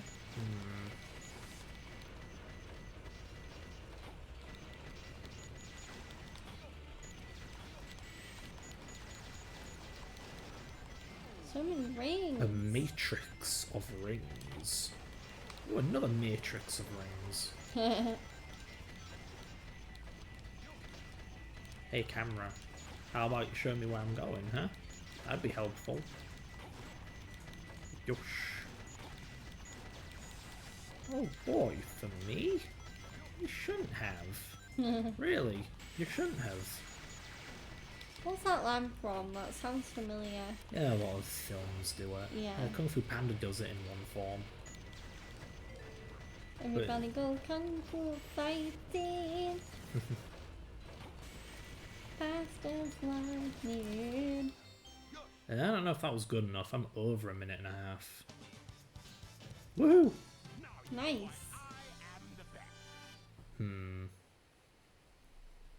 Oh boy, I think we're halfway there. Cool. Cool. Carl. So what? The maximum is 120. Yeah, I believe so. Oh, Oh no, no, no! Are we finishing off with some chow content? Yeah,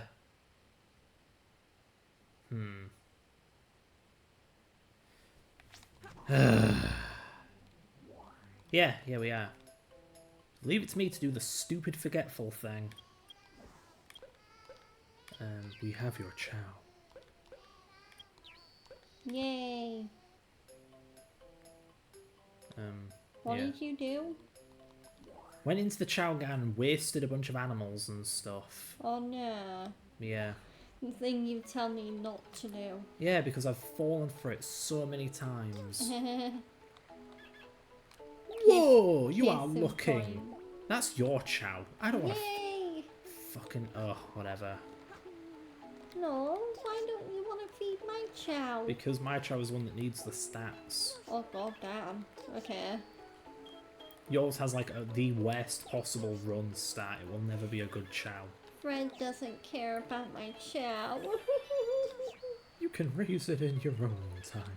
Oh, I could have done a Kaguya-sama voice had I been a bit more high pitched. Oh god, let me try. Fred doesn't care about my own chow. That was pretty damn close. Now you're just making me feel bad. Well, don't think I want to grind for animals or chaos drives right now, so let's see how good that chow is. Can it do a race? Welcome to the chow race entrance. That is a little creepy. By the way, if you're wondering what I meant by Kaguya-sama, I highly recommend you watch the anime Kaguya-sama Love is War, which is a really like up-to-date, well, I say up-to-date, but it's more mature, like it's one of the more mature, steamy, like a really good will they won't they story in terms of romance animes out there. And it has a pretty all-star cast as well, like people you'll recognise from other anime. Yeah. So yeah, definitely go check it out. And no, that was not a plug, I'm just supporting my favourite shows. Although it kind of was a plug. What am I saying? Oh yeah, go hot dog. Where's my chow? It's not here. Oh. Yeah, I believe that's party race, party mode. I think they may have removed that though. Yeah, unfortunately, the GameCube version had this really extensive multiplayer mode for Chow Garden, where your Chow was stored on your memory card, and the GameCube could have 2 memory cards plugged in, so there was a menu for checking which Chow were on which memory It card. almost sounds like a Tamagotchi. Yeah, and you could have the Chow battle each other. Yeah. And it was either through system link or multiple controls or just 2 full memory cards. You could race up to 8 of your own Chow. Yeah. And they completely removed it in the HD port because, oh, PCs don't have memory cards. Like, yeah, they don't. They have a hard drive or an SSD, so deal with it, devs. And no, they just were lazy and didn't bother. Yeah. Yeah, so I love buying a game and half the game, a bit of the game is missing. Did you win? Yeah, I won. Wow. You don't really win anything until you do all of them, though. So Crab Pool has 3 races, 3 levels. Well, are we calling it a day here? Are we? Well, it's gone 4 I hours. know, but I wanted to win Crab Pool race. Well, we can do that next time. I have to go. No, I don't. I don't have to go anywhere. You can't make me. Wow. My fiance is hijacking my stream. I'm hijacking your chow. You're gonna work in the coal mines. No! It's time for school. What am I learning? Bell? Bell. Okay. Yeah, to play the bell. Your sister has a cat called Belle. Yeah. For the record, this garden can be much more lively. You can have like 8 chow in a garden at once. Yeah. Yeah. So it can be, yeah, it can be a lot less desolate than it is right now. Yeah. This is where doing the, what's the word? When you're concerned with efficiency, not style or substance or anything. Yeah. Yeah. I guess minimalism is the word. So yeah, we're doing the minimalist 100% completionist chow garden where we just have 2 chow. one of which Yeah. is neglected. Yeah, there we go. My chow, sad face. What the hell am I doing here? What the fuck? What happened? How did I get here? What the fuck? If I beat the game, if I beat the level, I would have the world record for beating this level. Is that the glitch? I Is don't that a know. glitch? That is definitely a glitch, but I don't know how we triggered it. How did I get here? What was I doing? You were in the chow garden and you just left. Oh, I did 100 rings. And I left in the middle of this level, then I went to a chow garden. I wonder if that's worth clipping. That is a weird glitch. How do I clip? Yeah, there we go. Come on, Twitch clipping. I wonder if knowledge of that glitch would be useful to any people. Don't know if it would really benefit speedrunning. I don't see why it would, but it sounds like an easy A rank for this level.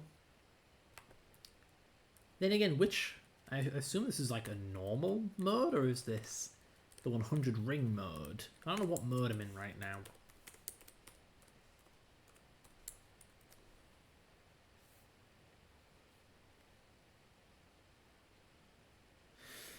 Well, anyway.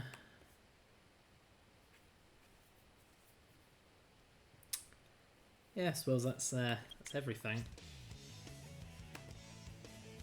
Hey look, cheaters. Let's name and shame. So we have a cheater, cheater, cheater, cheater, cheater, cheater, cheater, cheater. So many cheaters. What?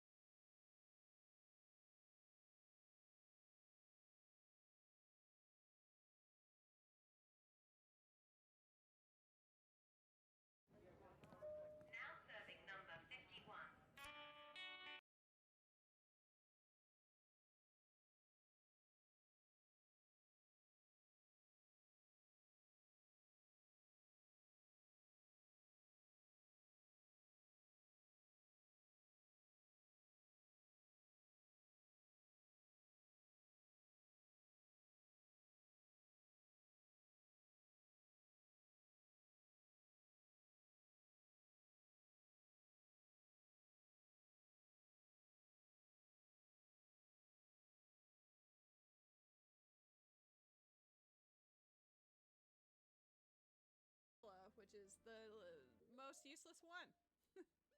How's everyone's Sunday going so far? Yes, Rose did indeed go out on a walk for that explicit purpose. We have Water Temple as our forest medallion. Hello, GW!